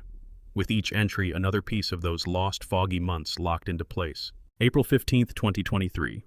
Watched Corbin walking Holt through a script in the kitchen this afternoon. They had no idea I was standing in the hallway. Corbin was coaching him word for word on how to get Fletcher to put his name on financial documents. Make it feel like an emergency. Make it feel like family needing help. My eldest son is coaching his brother to deceive their own father. May 3rd, 2023. Petra came by the house, claimed she was after a book I'd borrowed, but what I actually watched was her opening the jewelry box and pulling out drawers one by one. She left empty-handed. She won't find what she's after. I've already moved my mother's emerald ring to the safety deposit box. I see exactly what's happening. I'm just not ready to say it out loud yet. June 12th, 2023. Nadell arrived with a fresh set of medications for Fletcher today. Doing us such a favor keeping everything organized, she says. But I went and counted what was left of his old prescription. 40 pills still in the bottle. Why swap out medication that hasn't run out? And why has Fletcher been half asleep for weeks? Claudette read on 15 entries, each one a careful layer of evidence my wife had assembled while living inside the very conspiracy she was documenting. And then the register changed. August 22nd, 2023. Fletcher did that impression this morning, Mr. Henderson, from 2 doors down, the bit where he goes deaf and twists everything anyone says into pure nonsense. I laughed until I was gasping. He had this look on his face, pure delight, like the whole point of his day was making me lose it. That is who I married. That is the man I intend to go on loving. If only our children had ever really looked at him. Claudette paused there, and I told her to stop. That morning lived in me, sharp and vivid. Loretta at the kitchen counter, tears of laughter running down, leaning over to kiss my cheek and telling me I was the most ridiculous human being she had ever encountered. She'd wedged one line of pure love right into the middle of a chronicle of betrayal. The entries pressed on heavier, now more methodical. November 8th. Nadell's visits, the medications, the pattern tightening. November 20th. The fog I'd sunk into, forgetting names, losing the thread of my own days. And then the final entry written 3 weeks before she died. Claudette's voice lost its steadiness as she read. Fletcher, my love. If you're reading these pages, I'm already gone, and you deserve to know I saw it all from the beginning. The glances at the house, the conversations about accounts, the quiet inventory of everything we spent a lifetime building. I told myself I must be wrong. I told myself my own children couldn't go that far. I kept their secret when I should have kept faith with you instead, and for that I am truly sorry. When they come for what you've built, and they will come, don't you fold. Fight them with everything you have left. You were never the problem. You were always the one worth protecting. Don't let them hollow out your confidence. Don't let them talk you out of knowing yourself. You raised systems that kept people safe. You spent 60 years trying to pass something decent on to them. You are the man I picked out of all the men in the world, and I would pick you again without a second's pause. They were never worthy of you. Not once. Claudette's office dissolved. I wasn't seeing the room anymore. She knew, I said barely above a breath. She saw every piece of it, and she held it alone so she could protect me, even at the end. I reached for the final page myself. Her handwriting there looked different, unhurried, like she'd taken her time with every letter. Tucked between the last page and the back cover was a pressed flower. Baby's breath from our wedding bouquet, 60 years gone dry and fragile, kept with the same devotion Loretta put into everything that mattered to her. Under it, one line in her most deliberate script. Fletcher Aldous Kavanaugh. You are the best man I have ever known, and I will love you until the stars forget to shine. Claudette didn't speak. She sat with that for a full, quiet moment. Then she lifted her phone and began photographing every page one by one, steady and exact. The notebook went into her office safe alongside Willa's recording and Georgette's photograph. She turned to face me wearing an expression I'd never seen on her before, not confident certainty. I've practiced elder law for 23 years, she said. I've watched grown children rob their parents of money, property, and dignity. But never once have I encountered a case where the victim's deceased wife documented the entire scheme herself from beyond the grave. Loretta just became your star witness, and she's the one witness your children cannot put on the stand, cannot shake, and cannot threaten. She opened her trial preparation binder and wrote across the top in red ink, Loretta Kavanaugh, witness for the defense. Then she met my eyes and said 4 words that made my blood sing.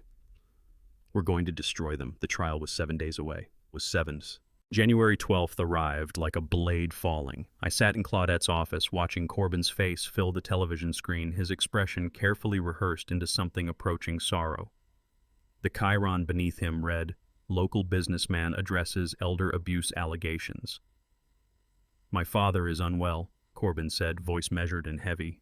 We love him deeply, but the truth is painful. These accusations are symptoms of a deteriorating mind exploited by opportunists who've persuaded him that invented memories are real. Claudette's fingers tightened around her pen. The screen cut to footage the shelter's common room December 26th, but it had been tampered with. The timestamp now read December 28th, and the audio, my God.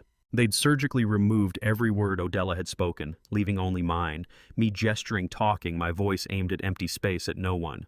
As you can see, Corbin went on, these episodes were observed and recorded by staff at the facility. We've submitted this material to the court not to cause harm but out of a duty to protect him.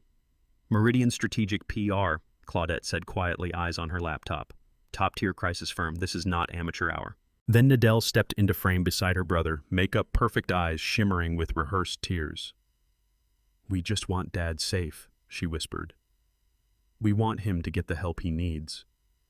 The reporter's tone was warm with sympathy. The family had declined comment on the discovered historical items, he noted, stating only their full cooperation with authorities on proper preservation. Historical items, not treasure, not $18 million.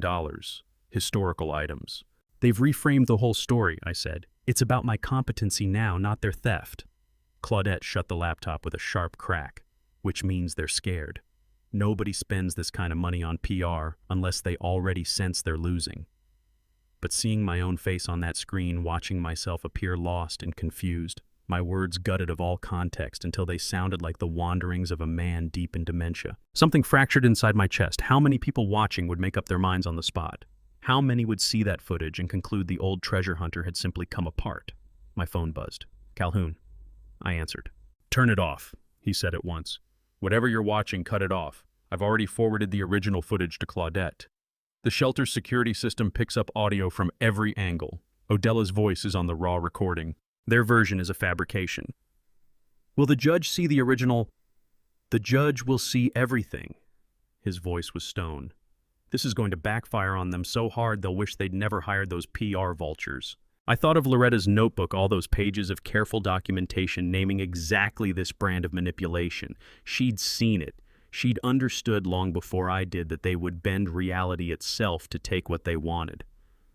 That night I dreamed of the Christmas before her diagnosis, when we'd driven out to Lake Waccamaw and she'd announced we were going ice skating, both of us 73, neither of us having laced up skates in 40 years. We lasted maybe 10 minutes before our ankles quit, and then we were sitting right there on the ice laughing until we couldn't breathe, clinging to each other while younger skaters wove around us like we were obstacles someone had left behind. "We are a genuine hazard," she'd gasped. "Two pig-headed old fools who never learned their limits." And I'd kissed her on that frozen lake, tasting winter and 51 years of choosing each other, thinking that some risks are worth it, even when every bone in your body disagrees. Georgette called on January 15th. Her voice was coiled tight with fury she was barely keeping down. "It's Willa," she said. "Corbin has her locked in her bedroom. Since her deposition, she's been confined to that room, bathroom breaks only. He had a lock fitted on the outside of the door. Petra slides her meals through a slot they cut into it." I couldn't find air. "Where's CPS? Why hasn't—" "I phoned them 4 times. They're supposedly investigating, but Corbin convinced them it's a protective measure, says Willa's been acting out. He showed them a school incident report I'd bet my life he invented. We have to—" "There's more." Georgette's voice broke slightly at the seam. "She got a note out to me. Traded the gardener her birthday necklace, the one you gave her to carry it. It says, 'Grandpa, don't stop fighting. I'm okay. I'd do it again.' She hears them talking about the trial when they think she's not listening. She says Dad seems scared. She says keep going. Fletcher, she is 13 years old, locked in that house for telling the truth. Claudette made 5 calls in the next hour. By evening, we had an emergency motion on record seeking Willa's immediate removal from Corbin's custody pending the conservatorship hearing. Judge Holcomb granted a hearing for the following morning. But at 8 o'clock that night, just as I was turning down the bed, Claudette's car swung into the driveway. She came to the door with a plain manila envelope. No markings, no return address. "Someone left this at my office," she said. Security camera caught a hooded figure pushing it through the mail slot at 6:45. Inside, bank statements. Corbin's. 3 pages, line items flagged in yellow. December 8th, 2023. Meridian Strategic PR, $47,000. December 9th, Holloway Media Consulting, $32,000. 2 weeks before I ever found the treasure, before Dad's letter led me anywhere near that bunker. They'd already engaged the PR firm and the media consultants before there was a single thing worth fighting over. "They built the machine before they had a reason to run it," I said slowly. "The treasure didn't trigger the plan. The plan was already in place." Claudette's face was drained in the porch light. "The question is, who delivered this to us and what else they're holding?" 3 days to the hearing. Whoever had slid that envelope through the mail slot had handed us proof of premeditated conspiracy. But it cut both ways. Someone inside Corbin's circle had flipped, and we had no idea who they were or what they'd eventually want. The call came at 7 the next morning, Claudette's voice careful and deliberate. The envelope wasn't anonymous. Holt's wife sent it. I sat up in bedsheets, still warm. Rowena. She'd gone through his home office papers 3 nights ago while he was asleep, found the statements, then driven to a gas station at dawn and called from the payphone. Claudette paused. She said there were things she could live with. A 13-year-old girl imprisoned in her own room for telling the truth that wasn't one of them. Something moved inside my chest. Not forgiveness. Holt had made every one of his choices with open eyes, but knowing someone in that household had drawn a line, had looked at what was being done to Willa, and refused to stand beside it, that meant something. Does he know what she did? Not yet. She's at her sister's through the trial. She'll testify if it comes to that. By 2 o'clock that afternoon, I sat in Claudette's conference room watching a stranger methodically dismantle my son's deceptions with a surgeon's precision. Orrin Bellard, 54, gray-haired, carrying the quiet authority of a man who had testified in over 200 cases involving digital evidence manipulation. 3 monitors were arranged across the conference table, each peeling back a different layer of the press conference footage. Someone removed 30 seconds from a 4-minute recording, he said, voice clinical. What remains is frames 87 through 142, the prayer segment alone. Left monitor, me in the shelter's common room, lips moving, hands folded, eyes shut. Without context, a viewer would think they were watching a man speak to people only he could see. Now this, Orrin said, switching to the center screen. Same footage, uncut. The timestamp walked back. Suddenly I was holding something, a sheet of paper worn soft at the folds, reading from it aloud. Even through the security camera's low resolution, I could see my lips shaping words I knew by heart. That was October, I said, barely above a whisper. I was reading a letter Loretta wrote in 2011 right after we got engaged. Orrin nodded and brought up the restored audio. My voice came through the speakers, unhurried, clear. My dearest Fletcher, you asked me yesterday if I was certain about spending my life with you. Let me be clear. I have never been more certain of anything. You are the finest man I know. That's what you were reading, Mr. Kavanaugh. Orrin advanced to the next file. What filled the room was my own voice, dropped low and private, the way you speak when it's just you and God. Dear God, please keep Willa safe. Please give her the strength to tell the truth no matter what it costs her. Please let her know she's not alone. Claudette looked over at me. You were praying, she said, for your granddaughter 3 months before she'd need that protection. I had no words. That recording was from October, when Willa was still just the girl who came around on weekends, when I had no idea what Corbin was capable of. No idea any of this was on the horizon. And yet there I was, already asking God to shield her from something I hadn't named yet. Something settled in my chest. Loretta was watching over us both. She had to be. Orrin brought up the 3rd monitor. Here's the part that matters, he said. The edited version your son's PR firm put out originated on a home computer registered to Corbin Kavanaugh. Metadata puts the edit on January 10th, 2 days after the original was captured, 2 days before the press conference. Premeditated, I said. Orrin confirmed it. This wasn't a scramble. Somebody went through that 4-minute clip, found the 30-second window that played worst without context, stripped everything else, ran the audio through compression so it'd be harder to examine, then handed it to the press. That's not spin, that's evidence tampering. Claudette settled back, her face caught between cold satisfaction and fury. Tomorrow I play the full recording for that jury. They'll hear every word you actually said and every word your son tried to bury. I left her office at 6 o'clock and drove to the hotel near the courthouse I'd been calling home since the shelter, room 318. Single bed, clean sheets, a window with nothing beyond it but the parking lot. Not much, but mine. I laid everything out across the narrow desk, Bertram's tin box, Dad's letters, the bunker map. Loretta's water-stained notebook packed with 6 months of careful records. The old family photographs from before things shattered. Christmas, 1997. 3 kids still young enough to smile without any angle behind it. I found a sheet of hotel stationery and wrote to Willa, not knowing whether she'd ever see it. Your great-grandfather Bertram taught me that character is what you do when it costs you something. You have more character at 13 than your father will ever have. Whatever happens tomorrow, you did the right thing. That's all any of us can do. I sealed the envelope and addressed it to Georgette. She'd find a way to get it into Willa's hands. At 9 o'clock, I settled on the edge of the mattress holding Loretta's photograph, the one from our 40th anniversary, both of us gray-haired and grinning like we'd pulled off something we had no business pulling off. Tomorrow I go in there for both of us, my love, I whispered, and for the granddaughter who has your courage. By 10:30, the suit Odella had found at the shelter donation center was laid out, charcoal gray, slightly loose in the shoulders, but clean and pressed. Phone alarm set for 6 o'clock. Loretta's wedding ring went on the nightstand where I could see it. That plain gold band I'd slid onto her finger 51 years ago with every promise I owned. Sleep arrived the way mercy sometimes does without announcement and wrapped me in the kind of stillness that only finds you once you've quit fighting the truth. No dreams, just dark and quiet, and the deep certainty that I'd given this everything. My eyes came open at 5:47, 13 minutes before the alarm. I took stock of what I felt. Ready. I was ready in a way I hadn't been since Christmas Eve. Whatever that courtroom brought, I was not walking in as the addled old man they'd been selling to the world. I am Aldous Kavanaugh, and I know exactly who I am. 23 people would pass through those doors. Judge, jury, lawyers, my children, reporters, witnesses, but only 2 would walk out vindicated me and the granddaughter I was there to fight for. The trial would settle which version of Aldous Kavanaugh the world chose to believe. The last time my 4 children had shared a room with me, they were leaving me in the rain. Now they occupied the plaintiff's table in expensive suits ready to finish what they'd started.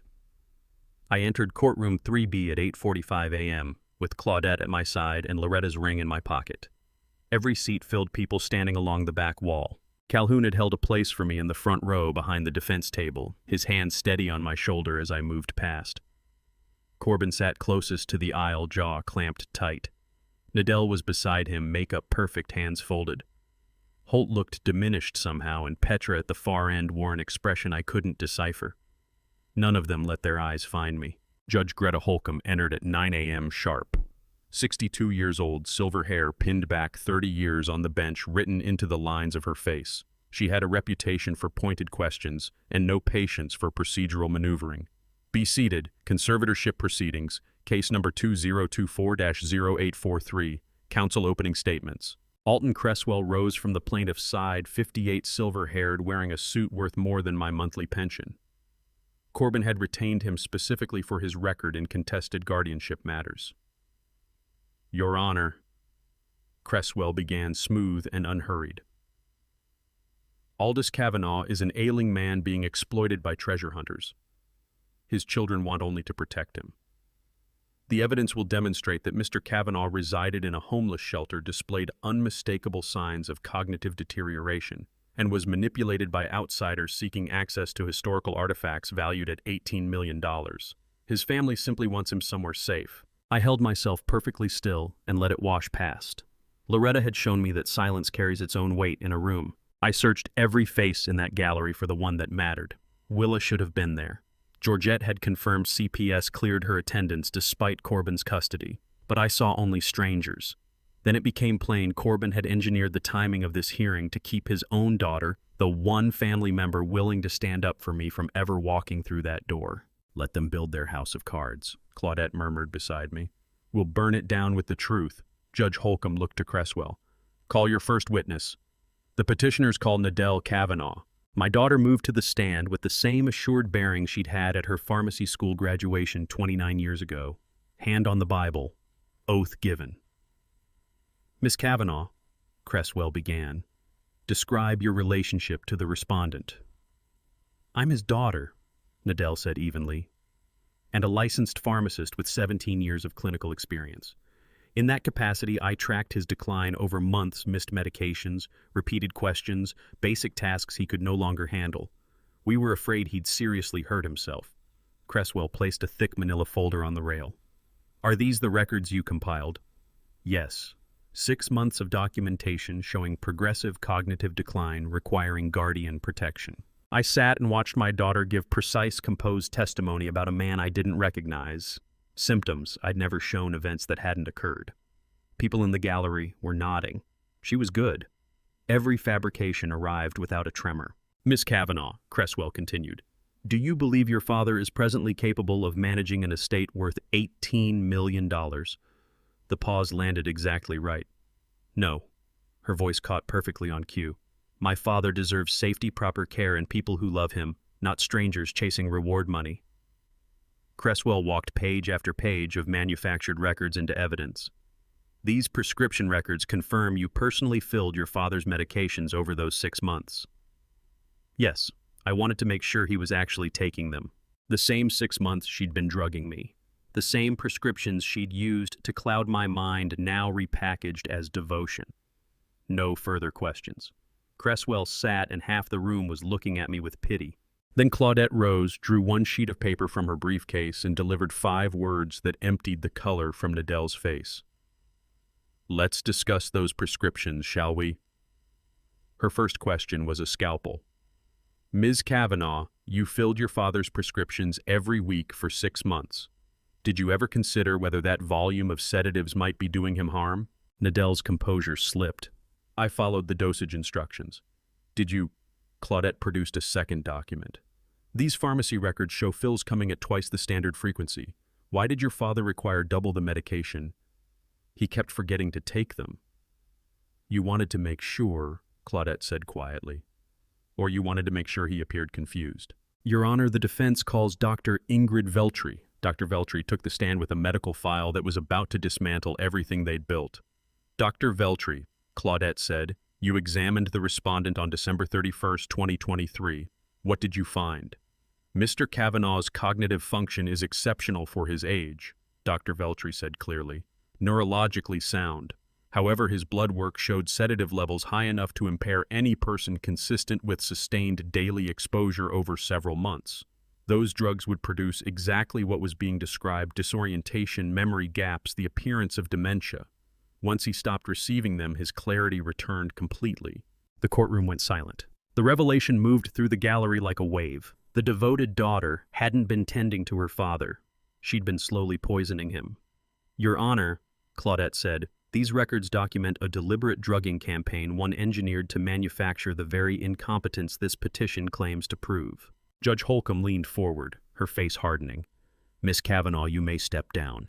Mr. Cresswell, I strongly advise you to proceed with great care." Cresswell huddled with Corbin in urgent whispers, then turned back to the bench. "Your Honor, we'd like to introduce video evidence of the respondent's documented mental state during his time at the homeless shelter." The bailiff dimmed the lights. The screen flickered on, showing the shelter's common room on December 28th. There I was, sitting alone, eyes shut, lips moving, hands gesturing, whispering to nobody. It looked bad. "As you can see," Cresswell began, "even removed from his family, Mr. Kavanaugh exhibited clear signs of—" "Your Honor," Claudette cut in, "I'd like the court to hear what Mr. Corbin Kavanaugh deliberately stripped from that recording." The video had been trimmed from a 4-minute original down to 30 seconds, yanked clean out of context. "We have the full, unaltered audio." Judge Holcomb fixed her gaze on the plaintiff's table. "Play it." Orrin Bellard's restored recording filled every corner of the courtroom. The timestamp rolled back to December 26th, and my voice came through clear and steady, reading aloud. "My dearest Fletcher, let me be clear. I have never been more certain of anything. You are the finest man I know." I had closed my eyes in that moment, listening to myself read Loretta's old letter from 1972. The video showed me folding the paper with care. Then my voice shifted softer, settling into prayer. "God, please keep my Willa safe. Please don't let them hurt her for loving me. Please give her the strength to tell the truth, whatever it costs her." The recording ended. The lights came up. Several people in the gallery were crying without trying to hide it. Judge Holcomb stared at Corbin with open contempt. "Let me make sure I understand this," the judge said, her voice cold as stone. "Your client took footage of his father reading a love letter and praying for his granddaughter's safety, cut away all the context, and handed it to this court as proof of mental incompetence." Cresswell said nothing. My prayer, spoken weeks before Corbin had Willa locked away, proved I had seen my family's cruelty clearly long before the treasure gave them any reason to move against me. "Mr. Cresswell," Judge Holcomb pressed on, "your client doctored evidence to fabricate mental incompetence. I suggest you rethink your entire case." 15-minute recess. The gavel fell hard. As the courtroom emptied, I watched Corbin lean close to whisper something to Alton Cresswell. Whatever it was made the attorney snap his briefcase shut, shake his head slowly, and walk straight toward the exit, pulling his arm free when Corbin tried to hold him back. The children's lawyer was walking away from the wreckage. When court resumed, my 4 children sat alone at the plaintiff's table, unrepresented, exposed with nowhere left to hide. Judge Holcomb surveyed the room with something close to exhausted disappointment. "I understand counsel for the petitioners has withdrawn," she said. Mr. Kavanaugh, do you wish to continue without representation? As Corbin rose to answer, Claudette stepped in. Your Honor, I have additional evidence. She set a recording device on the table. This is the complete audio captured by Willa Kavanaugh on Christmas Eve, the moment the petitioners abandoned their father in the rain and mapped out how to divide his estate. She pressed play. Willa's frightened but steady voice filled the room, backed by the sound of rain and car doors closing. Then came the conversation inside that car, damning every word. Nadell laying out the conservatorship timeline. Corbin calculating the reward money. Holt agreeing to the split while Petra sat in complicit silence. When the tape ran out, the courtroom held its breath. I also submit this notebook. Claudette placed a water-stained journal before the judge. Maintained by Loretta Kavanaugh until her death in November. It chronicles months of systematic manipulation, theft, and abuse. Judge Holcomb opened it and read the most wrenching passages aloud. Late April, Corbin came by asking about financial planning. Fletcher thinks he's being helpful, but I watch how his eyes take inventory of everything we own. Mid-June. Nadell adjusted Fletcher's medication again. He was confused the whole morning. I'm too frightened to say anything. Early September, Fletcher's wedding ring is gone. I watched Petra palm it during Sunday dinner. God forgive me, I said nothing. Hearing my late wife's words was like Loretta stepping out of the grave to stand beside me. The judge closed the notebook and turned her eyes to my children. Does anyone else wish to speak in support of this petition? Holt rose slowly, but rather than defend his siblings, he said quietly, Your Honor, I'm withdrawing my name from this petition. I'm done. I can't keep doing this. He walked out without a backward glance. Very well, Judge Holcomb announced, her voice like something frozen. The petition for conservatorship is denied. Aldous Dean Kavanaugh is declared fully competent to manage his own affairs. Before the relief could settle fully in my chest, she went on. Furthermore, I am referring this matter to the District Attorney for criminal investigation. You drugged your father to fabricate mental incompetence. You doctored video evidence, and you lied to this court. That is criminal conduct. The gavel came down sharp, and the case was dismissed. As reporters pushed for the exits, I made my way into the hallway on unsteady legs. Through the crowd, I spotted my granddaughter Willa standing with Sheriff Duvain. Our eyes found each other, and she ran straight into my arms, weeping. Grandpa, I'm so sorry. I couldn't stop them. You did stop it, little one. I managed, holding her close after weeks apart. You recorded the truth. You saved me. This was what victory actually felt like. Dad. A quiet voice. I turned. It was Petra, pale, trembling.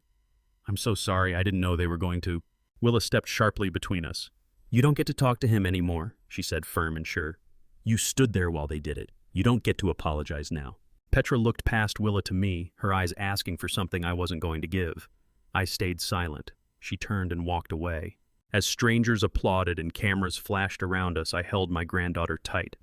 Through the courtroom doorway, I could see Corbin standing entirely alone, watching his daughter choose me over him. His face carried no anger, only the hollow recognition that he had torn his family apart for money he would never touch. The newspapers wanted a statement about my children's arrests. I had nothing left to say about them or to them. Justice would do its own talking now. 3 days after the trial, Claudette called with the first official word. The district attorney filed charges this morning, she said. Corbin and Nadell are facing felony elder abuse, fraud, and evidence tampering. Holt's being offered a plea deal in exchange for testimony. Petra's charged with theft and accessory to fraud. I sat in the hotel room, still there, not yet ready to figure out what came next, and felt nothing. Not satisfaction, not vindication. Just the quiet understanding that consequences had finally reached people who'd spent months convinced they were beyond them. Will they go to prison? Possibly. Corbin and Nadell are looking at 3 to 7 years if convicted, but their real punishment is already underway. Claudette paused. Wilmington's a small town. Everyone knows what they did. They're finished here. She was right. Over the next 3 weeks, I watched their lives come apart from a distance through news articles Calhoun insisted on reading to me despite my objections, and updates from Georgette, who caught everything through the community grapevine. Corbin's real estate partnerships unraveled within a week. 3 major clients cut ties, citing moral concerns. His office receptionist quit publicly on social media. By January 25th, he had shut his firm down entirely. Nadell's pharmacist license was suspended pending the criminal trial. The medical board launched its own investigation into whether she had violated professional ethics by using her pharmaceutical knowledge to harm a family member. Her career, the one she had spent 17 years building, was gone. Holt faced civil suits over the illegal account withdrawals. His financial advisory certification was under review, and on January 21st, 3 days after the trial ended, his wife Rowena filed for divorce. I heard about it from Georgette, who had gotten the news from Rowena's sister. Rowena had taken their 2 children, my grandchildren. I'd barely had the chance to know and gone to her family's home in Richmond. Her divorce filing carried a public statement that made headlines. "I cannot raise my children in a home that conspired against an elderly family member. They deserve to learn integrity, not cruelty." The anonymous envelope made sense now. Rowena had sent those bank statements knowing precisely what they would cost her, her marriage, her home, her life in Wilmington. But she'd sent them anyway because watching a 13-year-old girl get locked in a bedroom for telling the truth had been a line she simply could not cross.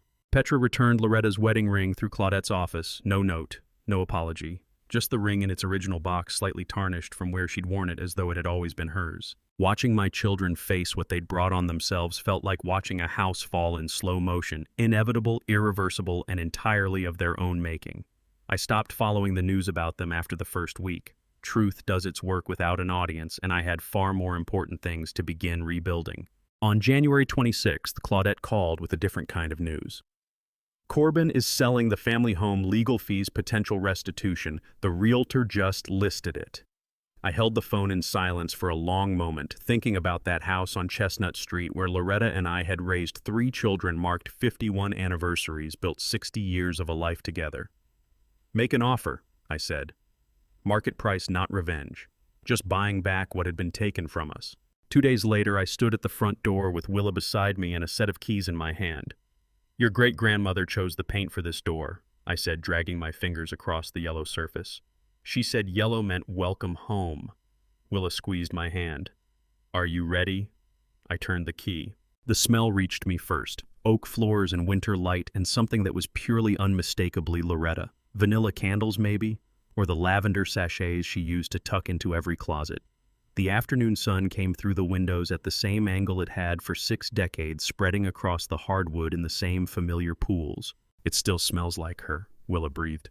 "They didn't take everything, Grandpa." We moved through rooms that held more memory than my children ever had. The living room where Loretta had arranged the furniture to catch both conversation and sunlight. The kitchen, her recipe cards, still in the drawer. I checked. There they were, her handwriting faded but perfectly readable. The dining room where we'd hosted 47 Thanksgivings. The house had held on to Loretta in ways our own children never bothered to. Every corner still bore her choices, her touch, her love for a place they'd tried to strip away and sell off. "They were going to take all of it," I said, moving my hand along the mantel, where our wedding photo still sat, same frame, same picture, exactly where she'd set it in 1972. 60 years gone like it meant nothing, an estate sale, and it's all erased. "But they didn't," Willa said. She was studying the bookshelves, volumes Loretta had gathered over a lifetime. Classic novels, poetry, gardening, guides, the complete works of Dickens she'd read aloud to me during my recovery from pneumonia in 2010. They ran out of time. I climbed the stairs slowly, Willa a few steps behind. The master bedroom looked exactly as I'd left it the morning Loretta died. Same quilt across the bed, same photographs on the dresser, same reading glasses resting on her nightstand, waiting for eyes that would never need them again. I opened the closet. Hanging toward the back, wrapped in the plastic garment bag from the dry cleaner she'd used for 50 years, was Loretta's wedding dress, white satin, gone to cream. The sweetheart neckline she'd chosen because I'd told her she looked like Grace Kelly, the hem let down twice because she'd grown an inch between the engagement and the wedding. They'd planned to liquidate everything, but they'd never made it past the public rooms before I found the treasure and their timeline lurched forward. The private spaces, the bedroom, the closets, the quiet corners where Loretta's presence was deepest had been spared by their own impatience. "Now home is home again, Grandpa," Willa said from the doorway. "Really home." That first night back under my own roof, I slept in the bed Loretta and I had shared for 60 years with Willa down the hall in the guest room where she'd spent every summer as a child. At 2 in the morning, I heard footsteps, soft, uncertain. Willa stood in my doorway holding Loretta's wedding photo from the mantel, tears catching the moonlight on her face. She whispered 5 words that broke and healed me at the same time. "Tell me about great-grandma." I spent 3 nights telling Willa stories about Loretta, her laugh, her kindness, her flowers, until I understood that the truest way to honor my wife wasn't through words, it was through action.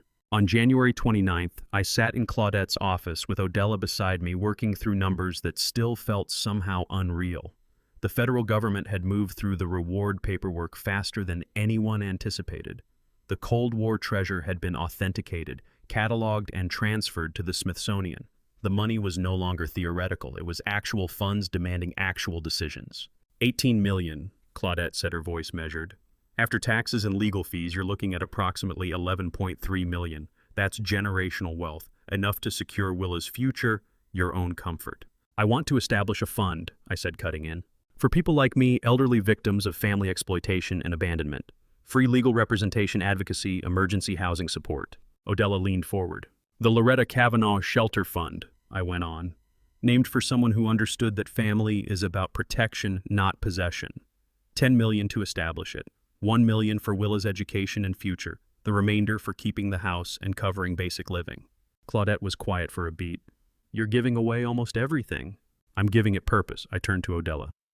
And I want you to run it. Executive Director. You've given 15 years to helping people at that shelter. Now you'll have the resources to do it systematically, legally, permanently. Odella's eyes filled. Aldous, I see 5 new people every week who've been abandoned or preyed on by family. Most can't afford an attorney. They accept what's happening to them because fighting back feels impossible. This fund, this could change lives. Save them. Then say yes, I said. Yes, she whispered. God, yes. 2 days later, we gathered in the shelter's common room to announce the fund. 37 residents came, men and women, whose stories rhymed with mine in different keys. Calhoun sat in the front row, his weathered face still and attentive. My wife Loretta believed family was about protection, not possession, I said, my voice holding steady against the tightness in my throat. This fund will stand for people whose families lost sight of that truth. Afterward, Odella drew me aside. We already have our first client. Calhoun's daughter filed conservatorship papers last week. She found out he has a small inheritance from his brother, $23,000. Suddenly, she's very concerned about his mental state. The man who'd shown me how to keep my things safe at the shelter, who'd shared his dinner on my second night there, who'd waited 3 months for children who never came. He was being targeted the same way I had been.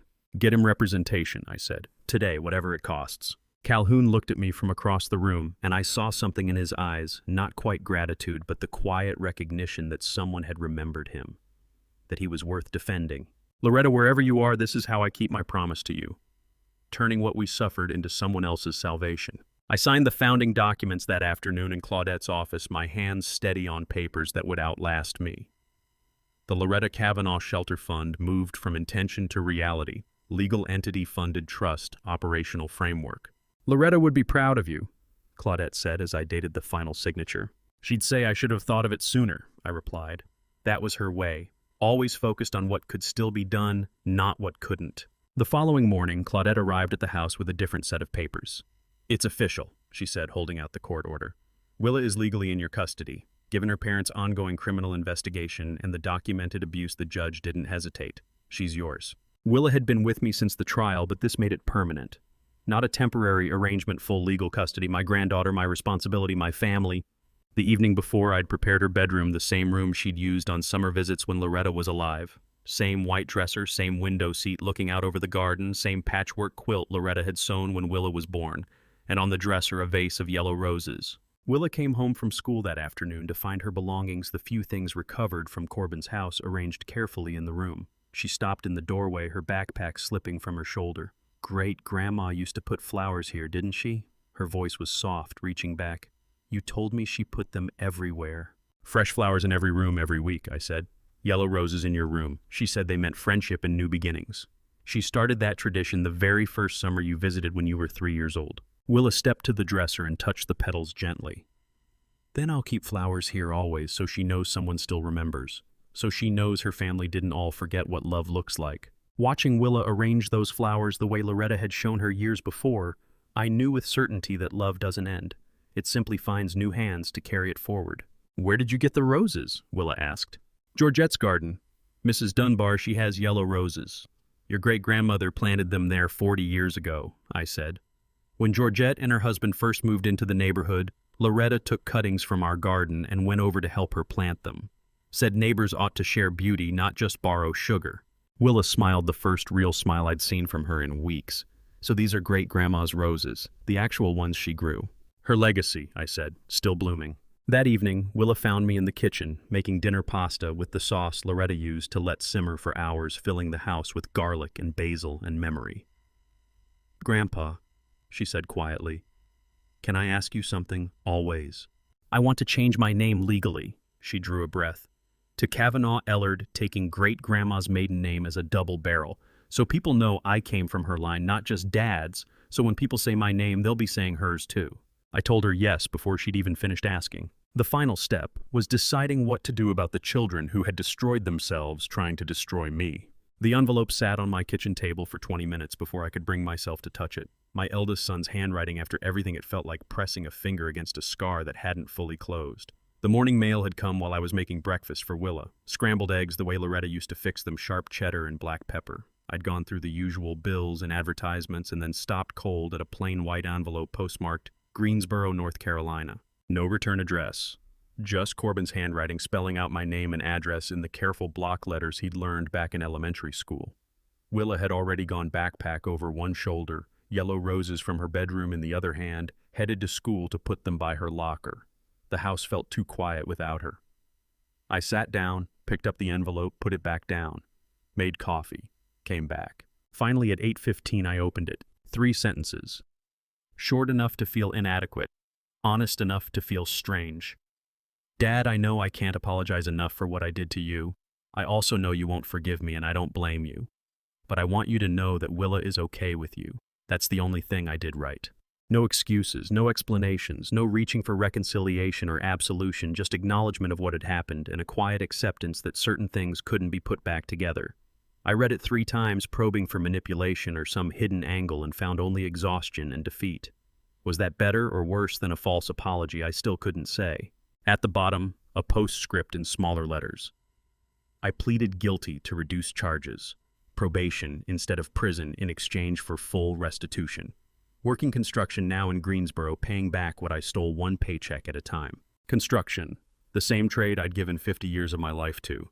Hydraulic systems, blueprints, early mornings, aching muscles. The work that had built our family's footing, paid for their educations, bought the house where Loretta raised them to be better than this. And now my son was doing it too. Not as a career, as a penance. When does a father stop being a father? When his children walk away from him. Or when he finally accepts they've become strangers who share his name. I set the letter aside and stood to pour my coffee. The kitchen still held Loretta's presence, the way it always had, vanilla and citrus cleaner, and 50 years of her morning routine. That counter where she'd rolled pie crust, the window where she'd watched the birds at the feeder, the coffee pot we'd received as a wedding gift in 1972, replaced 4 times but always the same brand because she said consistency was what mattered. Loretta used to say forgiveness was something you did for yourself, not for the other person. But standing in her kitchen holding coffee in her favorite mug, the one with the chipped handle she refused to throw away, I arrived somewhere different. Maybe peace was enough. Maybe I didn't need forgiveness to get free. Corbin had wrecked his life trying to take mine, lost his business, his standing, his daughter's respect. Nadell had lost her career and everything she'd built around it. Holt had lost his wife and his own children. Petra had lost her place in the family and in the community. They'd paid the price. Justice had done its work in ways I never could have managed on my own. And me, I had Willa. I had Loretta's memory breathing through every room of this house. I had a home, a purpose, a legacy that would outlive my pain. That wasn't forgiveness, but it was victory. I thought about Corbin's letter, the hollow acknowledgement, the working man's penance, the recognition that some doors close for good. Part of me wanted to crumple it up, throw it out, refuse to let his words take up space in my reclaimed life. But another part, the part that still remembered teaching him to ride a bicycle, to tie his shoes, to measure twice and cut once, that part noticed something I hadn't expected. He wasn't asking for forgiveness, he was just closing the loop, acknowledging what happened so the two of us could stop waiting for something that was never going to come. Maybe some things were simply too broken, maybe that was all right. I carried the letter to the living room bookshelf where Loretta's water-stained notebook rested between our wedding album and the family Bible. I opened to the last page, her final entry, the pressed flower, the words about love that doesn't end, and folded Corbin's letter carefully, tucking it inside. Not forgiveness, not reconciliation, just the acknowledgement that even this pain belonged to our story and scrubbing it out wouldn't make anyone whole. Peace settled over me the way morning light spreads through kitchen windows. Nothing dramatic, nothing loud, just a steady warmth that told me the day ahead was survivable. I went back to the kitchen and stood at the window with my coffee looking out at the garden where Loretta's winter vegetables still pushed through the soil. February would bring early spring here in Wilmington. The camellias would open. The magnolia would bud. Life would keep pressing forward, whether I forgave my children or not. I took a sip, still too hot catching my tongue, and felt something let go in my chest. Not forgiveness, not even understanding. Just the quiet acceptance that I could live with what had happened. That Willa and I could build something good from the wreckage. That we could grow the family my children had tried to tear apart. The coffee cooled. The morning brightened. The house settled into its familiar sounds. Then footsteps on the stairs. Lighter than mine, quicker, carrying the energy of someone who is 13 and still believes the future stretches wide open. I slipped Corbin's letter into the kitchen drawer before Willa appeared, before she could see it and ask questions about wounds that were mine alone to carry, not hers to inherit. She walked in holding a college brochure, UNC Chapel Hill pre-law program. Her face was full of light. "Grandpa, I know I'm only 13, but I was thinking if I want to help people the way Mrs. Treadwell does with the fund, I should probably study law, right? Like Miss Rourke." 13 years old and already mapping the future we'd both nearly lost. Planning to help people the way she'd been helped. Planning to turn her own pain into someone else's lifeline. That's when I knew we were going to be all right.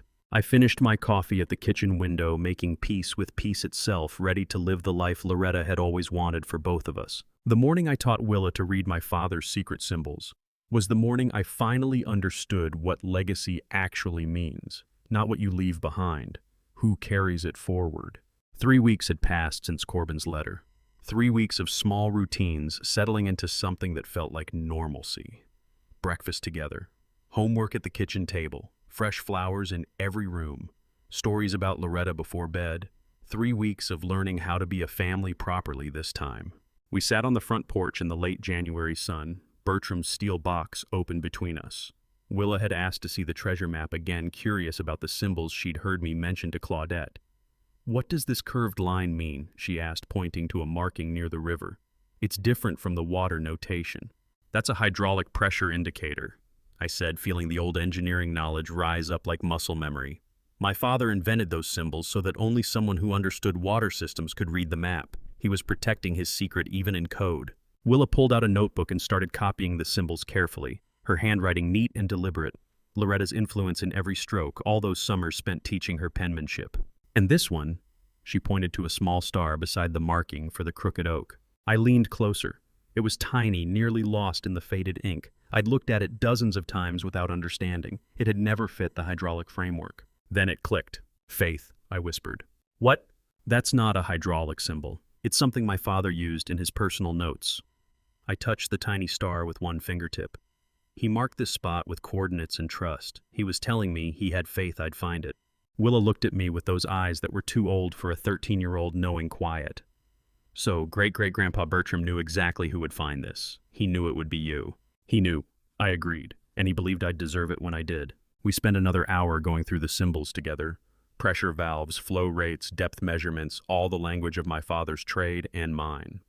Willa took notes like she was studying for an exam, asking questions that showed she was genuinely understanding, not just memorizing. The morning breeze moved through her hair, and I caught Loretta in her profile, the same determined jaw, the same keen intelligence behind every question. Real legacy has nothing to do with property or wealth. It's handing down what was handed to you, the conviction that learning shapes a person, that character outlasts everything else. That afternoon, I walked into the shelter wearing a different hat. No longer the broken man with nowhere to turn. This time I came as a friend, as someone giving back. Odella walked me through what the Loretta Kavanaugh Shelter Fund had made possible: private rooms where lawyers could sit with clients in dignity, a computer station for resumes and job searches. Renovated bathrooms where a person could have a moment alone, modest upgrades, everyone, but together they added up to something that mattered enormously. The simple act of reminding people without a roof that their humanity was still intact. "The fund helped 12 people this month," Odella said as we moved through the common room. 12 families who might have ended up exactly where yours did. She'd be proud.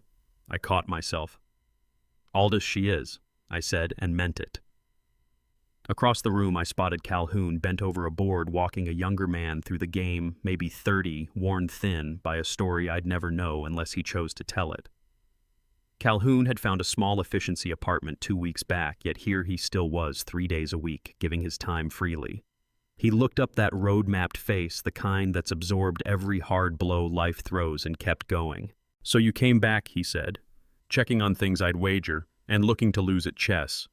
His student quietly stepped away and Calhoun waved at the empty chair. We arranged the pieces without needing words. "Want to know what turned me around?" he asked, nudging his first pawn forward. "The night you walked through that door holding your tin box back straight even though you had nothing. I thought if he can still carry himself that way, maybe I can too." "You were the first person who made me feel like I still mattered," I said, answering his move. "That meant more than you'll ever know."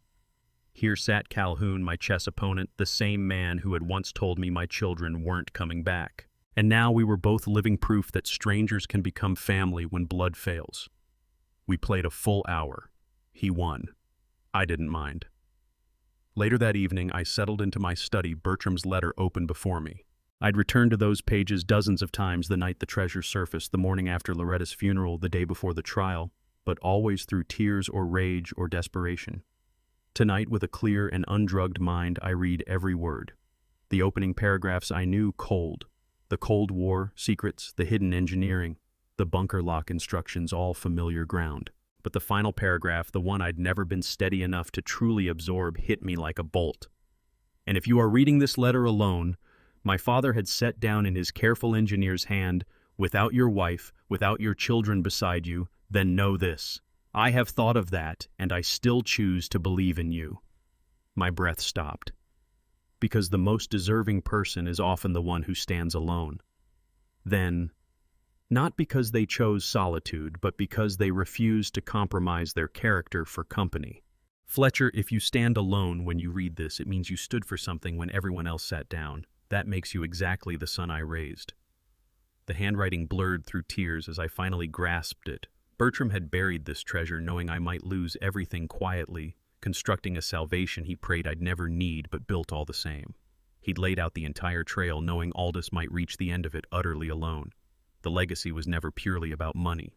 It was a lifeboat for the worst-case scenario. A father's love reaching past death, past reason, into the territory of pure faith. I refolded the letter and returned it to the steel box beside Loretta's notebook. 2 parents who had loved me enough to guard me from beyond their graves. From upstairs came Willa's voice, rehearsing the hydraulic symbols, calling out coordinates like prayers. That's where this road finally brought me. Not to wealth, not to victory over my children in some petty sense, but to the quiet knowledge that I was still the man my father raised me to be. I won't pretend it came without a price. I lost years I'll never get back. I lost the version of my family I had believed in for decades. But I gained something I believe God had been holding in reserve for me all along, a granddaughter who chose truth over comfort, a friend found in the last place I expected, and proof that love, when it's real, does not end at the grave. Loretta knew. Bertram knew. They built me a way through before I even knew I would need one. If these grandpa revenge stories have taught me anything worth passing on, it's this. First, document everything. When people try to rewrite your story, your own records are the only version that can fight back. Second, the child who shows up is not always the one you expect. Pay attention to who actually comes through the door. Third, do not trade your integrity for comfort. The moment you compromise who you are to keep the peace, you hand them the very weapon they need. Fourth, in the end, father stories like this one are not really about fathers at all. They are about what we leave behind in the people we love most and whether that love was strong enough to reach them. If something in this story moved you, leave a comment below. I read every one. And if you know someone who is fighting a battle like this alone, share it with them. It might be the thing that tells them they are not invisible. Subscribe to Grandpa's Revenge so you never miss a story. Thank you for being here, for listening all the way through. Until next time, take care of yourself and the ones who deserve it.